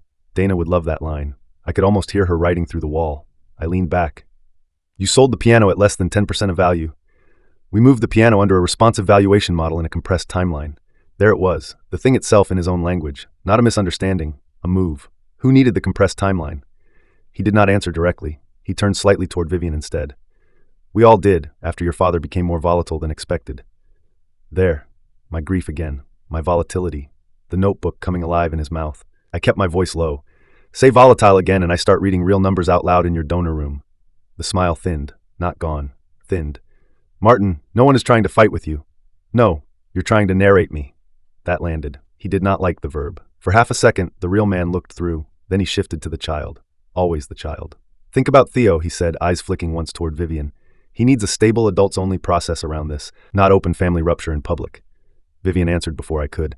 If you cared about Theo, you would stop using him to negotiate with adults. The room changed immediately. Not because he had never heard resistance, because he had never heard that sentence from her in that tone. He looked at her fully then. Not at me, at her. Who coached you? She held the line. God bless her. She held it. You don't need a coach when the script stops working. That was not rehearsed. That was hers. Adrian set both hands flat on the folio. When predators lose narrative control, they often become less polished and more truthful at the exact same speed. Vivian, he said, voice lower now, your father is exhausted, unstable, and one bad public episode away from making the foundation impossible. I'm trying to preserve what can still be preserved. No longer pretending. There was the administrative tyrant right under the silk. I asked, preserve for who? He looked back at me, for the people capable of managing it. There, not family, not Eleanor's students, not donors, capable people, meaning him. I asked whether the Whitmore board would have authority over my house. He said not directly. I asked whether the house memo existed. His eyes flashed once, small, enough. What memo? The one with cooperate, fatigue, resistance. That landed hard. His hand moved half an inch toward the folio, then stopped. Vivian went pale but stayed silent. Good. I kept going. The one where witness discomfort becomes useful if I object badly enough tonight. Now he knew. Not everything, but enough that the room had tilted. Martin, he said, very carefully, I think it would be best if tonight you simply honored Eleanor and let the paperwork come later. Later, meaning after the moral cover, after the room applauded, after the public blessing, after the narrative fixed. I looked straight at him. No.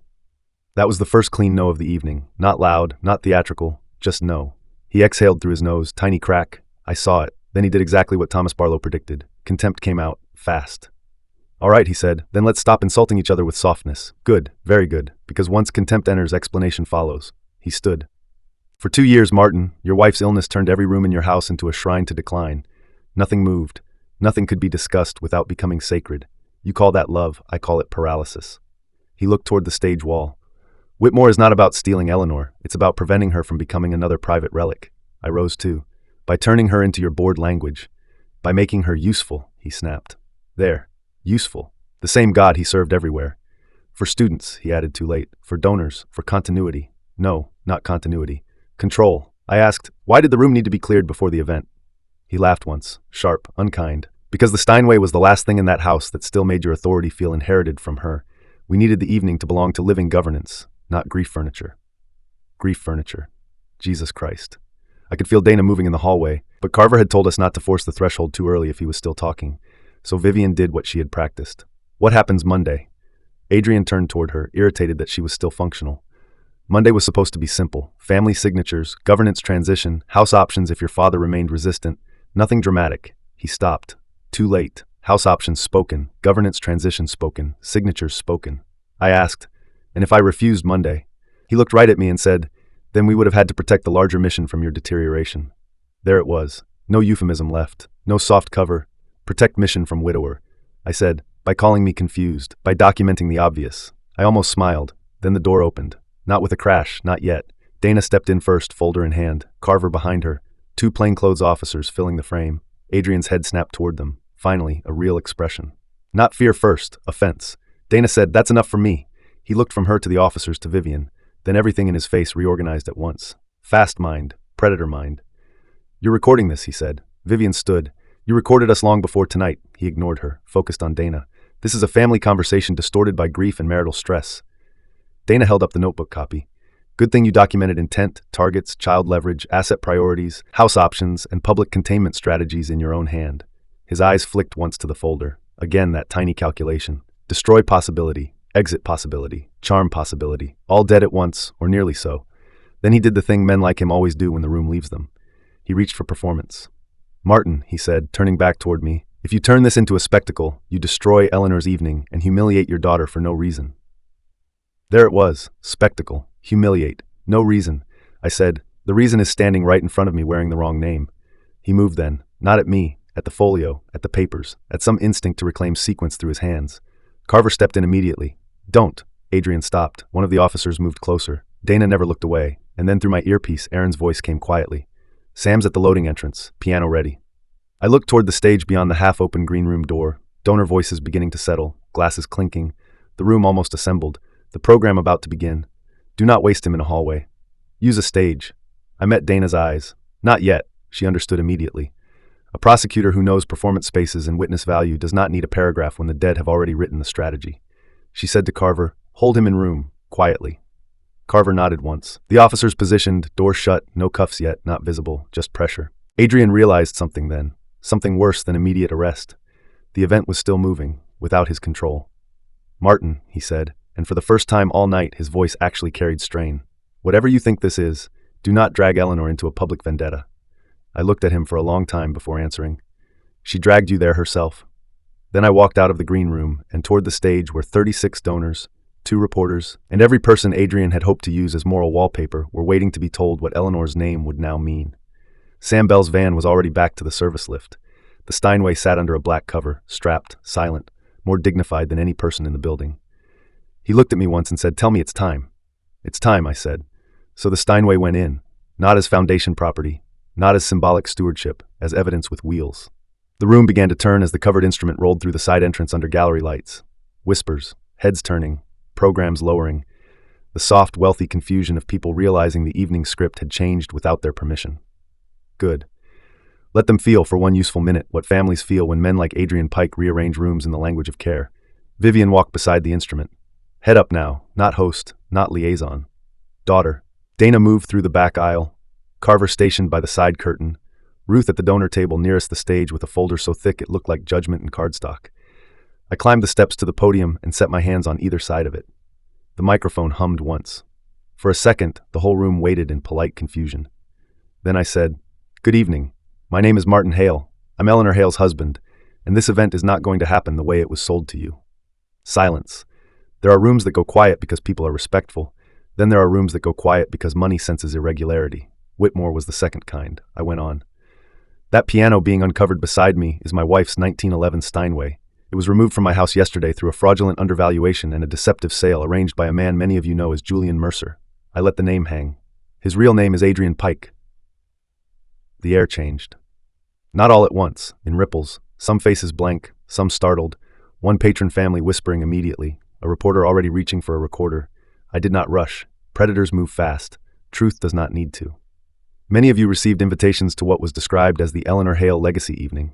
Some of you were told you would be supporting educational continuity, scholarship stewardship, and the preservation of my wife's artistic values. I glanced toward the display board, with her name in muted gold. What you were not told is that my wife spent the last months of her life investigating the man, trying to build this foundation around her memory. Behind me, Sam removed the piano cover. The Steinway appeared under the lights like a verdict. Audible breath in the room. Good. Let them look at the object he thought he could rebrand. Then I said the sentence Eleanor had been building toward for months. She left instructions that if anyone ever tried to use her name publicly through him, the truth was to be played before the applause. Aaron sent the signal. The stage screen behind me, originally prepared for donor visuals, cut to black. Then Eleanor appeared. Gray cardigan, thin face, steady eyes, the Steinway behind her in our own living room. The room inhaled as one body, and my dead wife began to speak. Eleanor's face filled the screen above the stage with the kind of calm that embarrasses the living. "Good evening," she said, and half the room froze harder because dead women are not supposed to begin donor events. "If you are seeing this, then Adrian Pike has tried to use my name publicly. I expected as much. Vanity is one of the few reliable traits in men who mistake management for character." No one moved. No clinking glasses now. No polite whispers. No gentle board coughs. Just 36 people being dragged, one sentence at a time, out of the brochure and into the structure underneath it. Eleanor kept going. "Adrian, you studied my husband's grief, my daughter's need to be useful, my student's affection, my recital donor's sentiment, and my piano's market value. You called that planning. I call it scavenging with stationery." A visible wince moved through one of the Whitmore trustees. Good. Let the respectable people feel how quickly polish becomes evidence when someone names appetite correctly.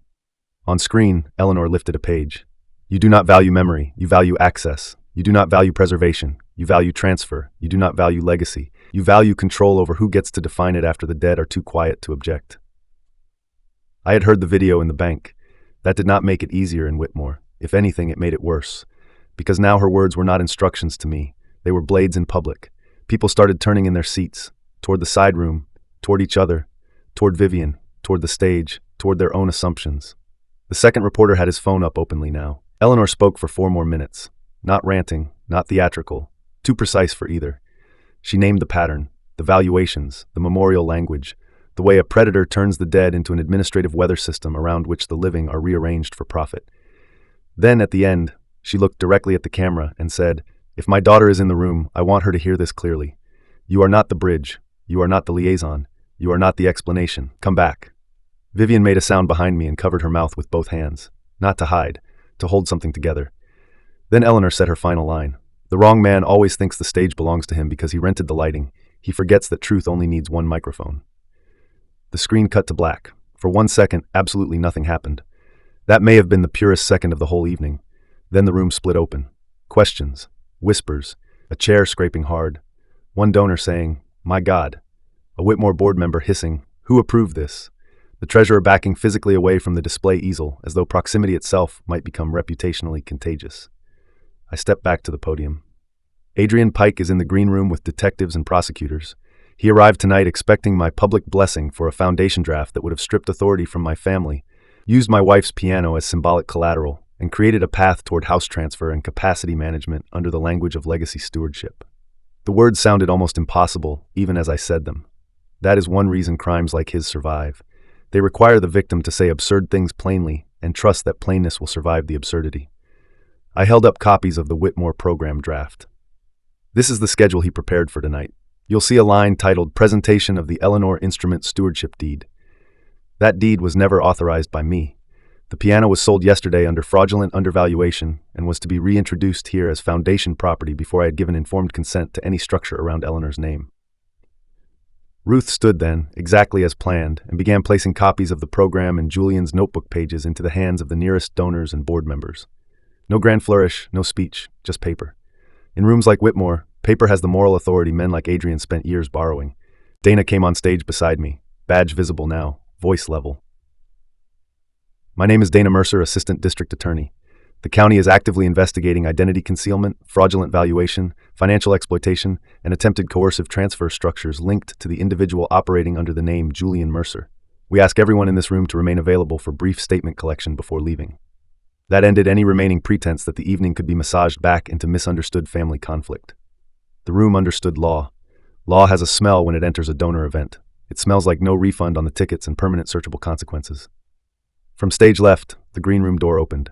Carver brought Adrian out between two officers. Not cuffed in front yet, not theatrical, just controlled. His jaw set hard, face color drained. The suit still perfect enough to make the whole thing look obscene. Someone in the audience gasped. One woman actually said, "Julian?" Wrong name. Useful moment. Adrian looked at the room and made the decision all cornered men like him eventually make. If they cannot control the narrative, they try to flood it. "This is grotesque," he said loudly.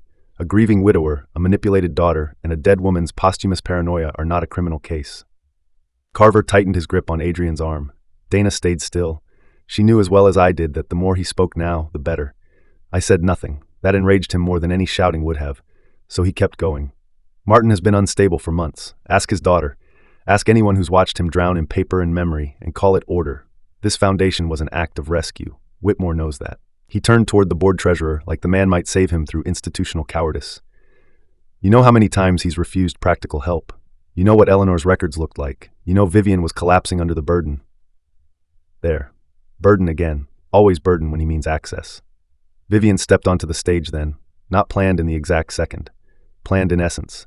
She walked to the center, took the spare microphone from the stand Aaron had left ready, and faced Adrian with a steadiness I had not seen in years. "No," she said, "I was collapsing under you." The room held. She looked at the donors, not him.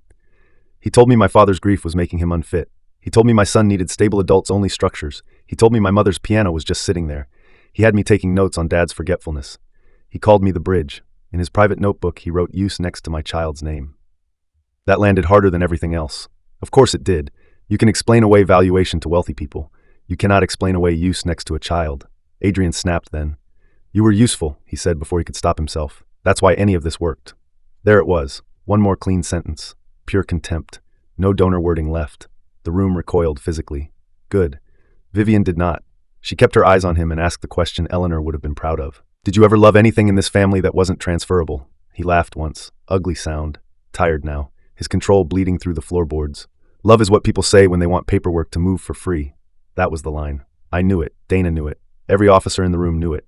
There are sentences after which the law becomes almost mercifully simple. Dana nodded to Carver. "Now." The handcuffs went on clean. Adrian tried one last surge. Twisted. Raised his voice, started shouting about illegal recording, donor defamation, theatrical abuse of grief, coercive editing, mental instability. Carver read the charges over him anyway. Identity fraud, fraudulent misrepresentation, attempted financial exploitation, conspiracy tied to coercive transfer structures, additional counts pending after document review. The second officer took control of his other arm. The room parted without dignity. He kept talking as they moved him down the aisle. That is another thing predators hate, not simply being exposed, being made to leave through the audience they meant to use. "This isn't over," he shouted. "To any of you who understand governance, this is emotional sabotage dressed as virtue." Nobody moved to help him. Nobody. Not one donor, not one board member, not Whitmore, not the patrons who had smiled at him over Pinot 30 minutes earlier. Money can be disloyal in ugly ways. Sometimes, for once, it is disloyal to the right man. As he reached the rear doors, he twisted once toward me and spat the ugliest truth he had left. "She was dying, Martin. She was going to become an archive whether I touched it or not." I stepped down from the stage and walked just close enough to be heard without raising my voice. "No," I said. "She became a witness." Then the doors shut behind him. No music, no applause, just the sound of a room realizing it had come dressed for philanthropy and accidentally attended an exorcism. The next 20 minutes were paperwork and shaking hands. Dana and Carver split the room efficiently. Statements from staff, names from donors, collection of programs, board emails requested on the spot. Whitmore's executive director trying to decide whether public collapse or legal compliance should guide his first instinct. Ruth handled the board with the exact kind of lawyerly brutality Eleanor had anticipated. Not loud, not cruel, just exhaustive. You will preserve all drafts, all event correspondence, all advisory agreements, all donor communications, all budget chains, and all version histories connected to the so-called Eleanor Hale Legacy Foundation. She handed the director a formal notice. Destroy one email, and I will own your month. He looked like he believed her. Wise man. Sam Bell stayed by the piano like a church warden guarding a saint's bones. Anyone who got too close received the kind of look only master restorers and retired soldiers know how to give. The Steinway was not moving without my say again. Not ever. And Vivian sat in the front row after the handcuffs disappeared through the back doors. Shoulders curved, hands open in her lap, the pearls still in her ears. Her mother's letter folded in her small evening bag. I went to her when Dana finally released me from immediate statement sequence. She looked up and said the one thing daughters say when a marriage built on fraud finally collapses in public. I should have seen it sooner. There is no right answer to that sentence, only harmful ones and useful ones, so I gave her the useful truth. Yes, I said, and he counted on that shame buying him more time. She closed her eyes, one tear, then another. I wrote those notes. I know. I sold the piano. I know. I brought him into the house. I know. She looked at me hard then, as if what she really wanted was punishment, because punishment is easier to organize than grief. You don't have to make this easier. I'm not, I said. I'm refusing to make it simpler than it is. She cried after that. Really cried. Not because the room asked, because the room had stopped asking anything from her at all. I let her. Then I sat beside her until it passed enough for breath to sound like breath again. At 10:43 p.m., after the last statement and the last evidence bag and the last donor exit performed with too much silence, I stood alone on the Whitmore stage beside the Steinway. The hall was almost dark, only work lights now, chairs half crooked, programs abandoned on tables, a smear of lipstick on one wineglass by the back wall. The kind of debris human beings leave behind when performance fails and reality takes the room instead. Sam came up quietly. She's in tune, he said. I put my hand on the piano lid. I wouldn't know. She knew you'd say that. Of course she did. He lifted the fallboard and touched the keys once, very gently, not playing, greeting. Then he stepped back and said, "The bench." I frowned. "What about it?" She left one more thing there, said only open it after the stage had done its work. Eleanor really had planned this like a recital set list. I opened the bench. Inside, wrapped in blue cloth, was a metronome and a single handwritten card. "Martin, now that the room has heard the truth, take the piano home. Do not let anyone turn it into a monument. Monuments are often just objects people stop tending because guilt feels more dramatic than maintenance. Keep teaching whoever still needs teaching, including yourself. And if the temptation comes to make revenge your final note, remember this. A final note is only final if you stop the music there." That line saved me from something. I am still not sure exactly what. Maybe from mistaking humiliation for completion. Maybe from turning the whole rest of my life into a courtroom annex in my own head. Either way, it mattered. The arrests rippled fast. By morning, Whitmore had sent a statement suspending the event, the foundation concept, and all advisory relationships connected to Mercer Legacy Planning. By noon, reporters had run the words identity concealment and fraudulent valuation in the same paragraph as Eleanor's name. By afternoon, Verity Cultural Holdings was under deeper financial scrutiny. By evening, Palmer Valuation Group had retained counsel and begun pretending its own signatures were more surprising to it than to anyone else. Adrian Pike did not get to control sequence anymore. That was the first revenge. The second came from documents. Once the study photos and Whitmore program drafts were combined with Julian's notebooks, Eleanor's videos, the fake appraisal chain, the passports, the board materials, and statements from prior victim families, the county case broadened fast. Federal interest followed when Verity's transfers crossed state lines in ways greedy men assume no one will map unless the victims are rich enough or connected enough to matter. Predators love the quiet arrogance of that assumption. They forget one stubborn piano teacher can sometimes connect more dots through anger than entire firms connect through compliance. Carver called 2 days after Whitmore. "They picked up enough on Verity to hold him deeper," he said. "And one of the earlier families is finally willing to testify live if your wife's videos are admissible, which they should be." "Which family?" "Barlow's, and Claremont may join. She says Eleanor did not die for nothing, and she'd like that fact placed on the record. Good for Marianne." The house, meanwhile, was another kind of wreck.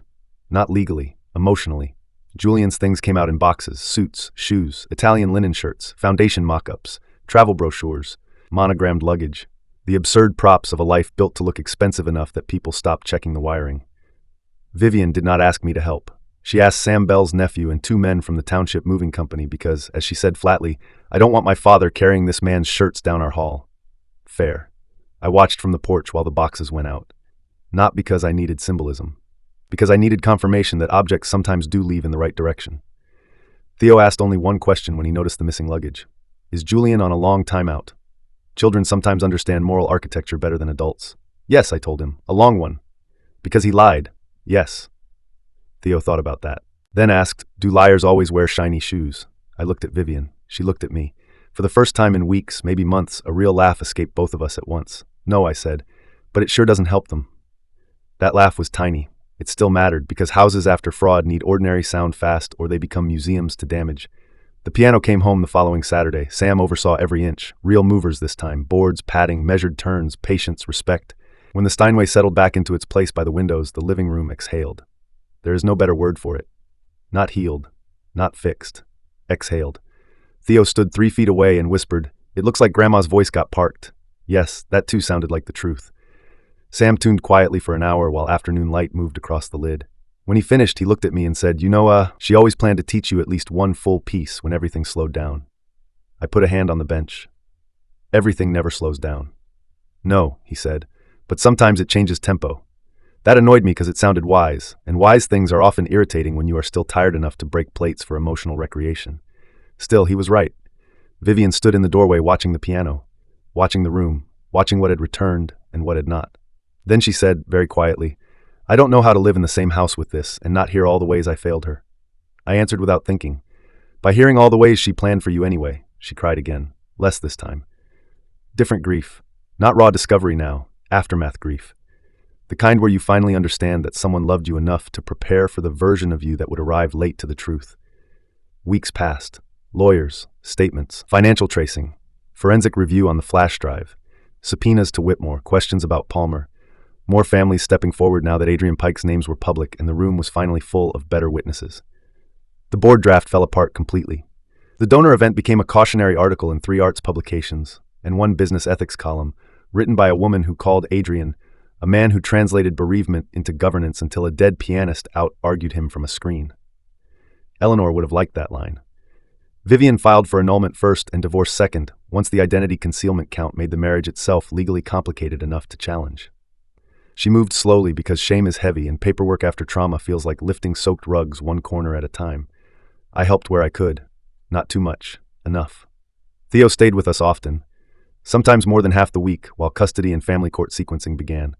He started leaving little toy cars under the Steinway because, in his words, the piano should have company if nobody's practicing. One day I found 3 stones lined up under the pedal lyre like a tiny guard detail. I left them there. Healing is often less elegant than speeches. It looks like children repurposing furniture. The legal part took 4 months to reach first conviction positioning. Identity fraud, fraudulent financial representations, attempted exploitation, interstate transfer questions still pending. Palmer settling before open litigation. Whitmore reorganizing its board under a humiliating compliance cloud. Verity freezing enough assets that Adrian's retreat fantasies began collapsing under real numbers. The house stayed ours. The scholarship stayed protected. And then, on a gray Tuesday in October, Dana called with the sentence I had not realized I had been waiting to hear in exactly that form. He took the plea framework. I sat down at the kitchen table because old men should sit for some news whether they want to or not. What framework? Substantial time, enough restitution tracing to matter, admission on fraudulent identity use and the valuation chain. We're still negotiating the foundation language count, but the spine is there. How much time? Not enough for what he is, more than enough to ruin the timeline he thought belonged to him. I appreciated that answer more than a clean number. Because exact years matter less than the collapse of future appetite when you are dealing with a man like Adrian Pike. He did not only want money, he wanted sequence, rooms, names, the next donor, the next widower, the next daughter who confused competence with invulnerability. Destroy the timeline and you destroy the operating system. After I hung up, I stood at the piano and lifted the fallboard. The keys looked back the way truth often does. Ordinary, silent, unmoved by the drama around them. I pressed 1 note, middle C, then another. Not a song, just evidence of return. A month later, after the plea was entered and the house finally felt more like a home than a legal annex, Theo asked whether he could learn the one from the blue book Grandma used to like. I had no idea what he meant. Vivian did.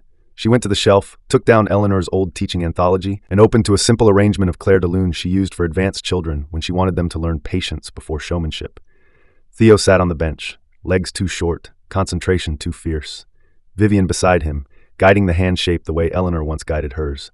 I stood in the kitchen doorway and watched them. No stage, no handcuffs, no reporters, no foundation language, just a daughter I had almost lost. a grandson who had been written into a notebook as use, and a piano that had come all the way back from being converted into collateral. That, more than the plea, felt like the revenge. Not because Adrian suffered, though he did. Not because Whitmore learned humility, though it did. Not because the donors felt embarrassed, though they should have. Because the things he tried to reclassify refused the category. The piano refused asset, Vivian refused bridge, Theo refused leverage. Eleanor refused archive. And I, old fool that I was, refused honorary founder and stayed what I had always been. Her husband, Theo's grandfather, a man with enough sequence left to keep the next room from catching. The final image I keep is not Whitmore, not the video, not the handcuffs, not even the look on Adrian's face when Eleanor said his vanity was reliable. It is this. One Sunday evening at the start of spring, almost a year after the movers took the Steinway, the windows were open because the air was finally warm enough to trust. Vivian was at the table sorting scholarship applications for the first proper Eleanor Hale Young Artist Grant cycle. Not donor theater. Real applicants. Real kids. Real lesson support. Ruth had helped rebuild the board from scratch with people who could distinguish stewardship from theft. Sam had agreed to advise without charging us until I stopped trying to call every favor a debt. Dana had written a recommendation letter for the County Arts Rehabilitation Grant, just to annoy Whitmore, which made me like her more. Theo sat on the rug, drawing a stage with too many spotlights and a dog that looked like a horse. Children are not bound by realism when justice is involved. The Steinway was open, not as monument, as instrument. Vivian played through the left-hand line of the blue book piece, while Theo counted badly and corrected himself with the confidence only children and terrible men ever truly possess. The difference is that children are allowed to learn. I was at the stove making sauce the way Eleanor used to. Too much garlic. Absolutely no moderation in the seasoning. A little red wine because grief eventually learns to share the room with appetite again. At one point, Theo looked up from the rug and said, "Grandpa, who gets the stage now?" I turned from the stove. Vivian stopped playing. The room held. Then I said, "The right people." He accepted that instantly and went back to his drawing. Across the page, in thick green marker, he wrote, "No one gets to steal Grandma now."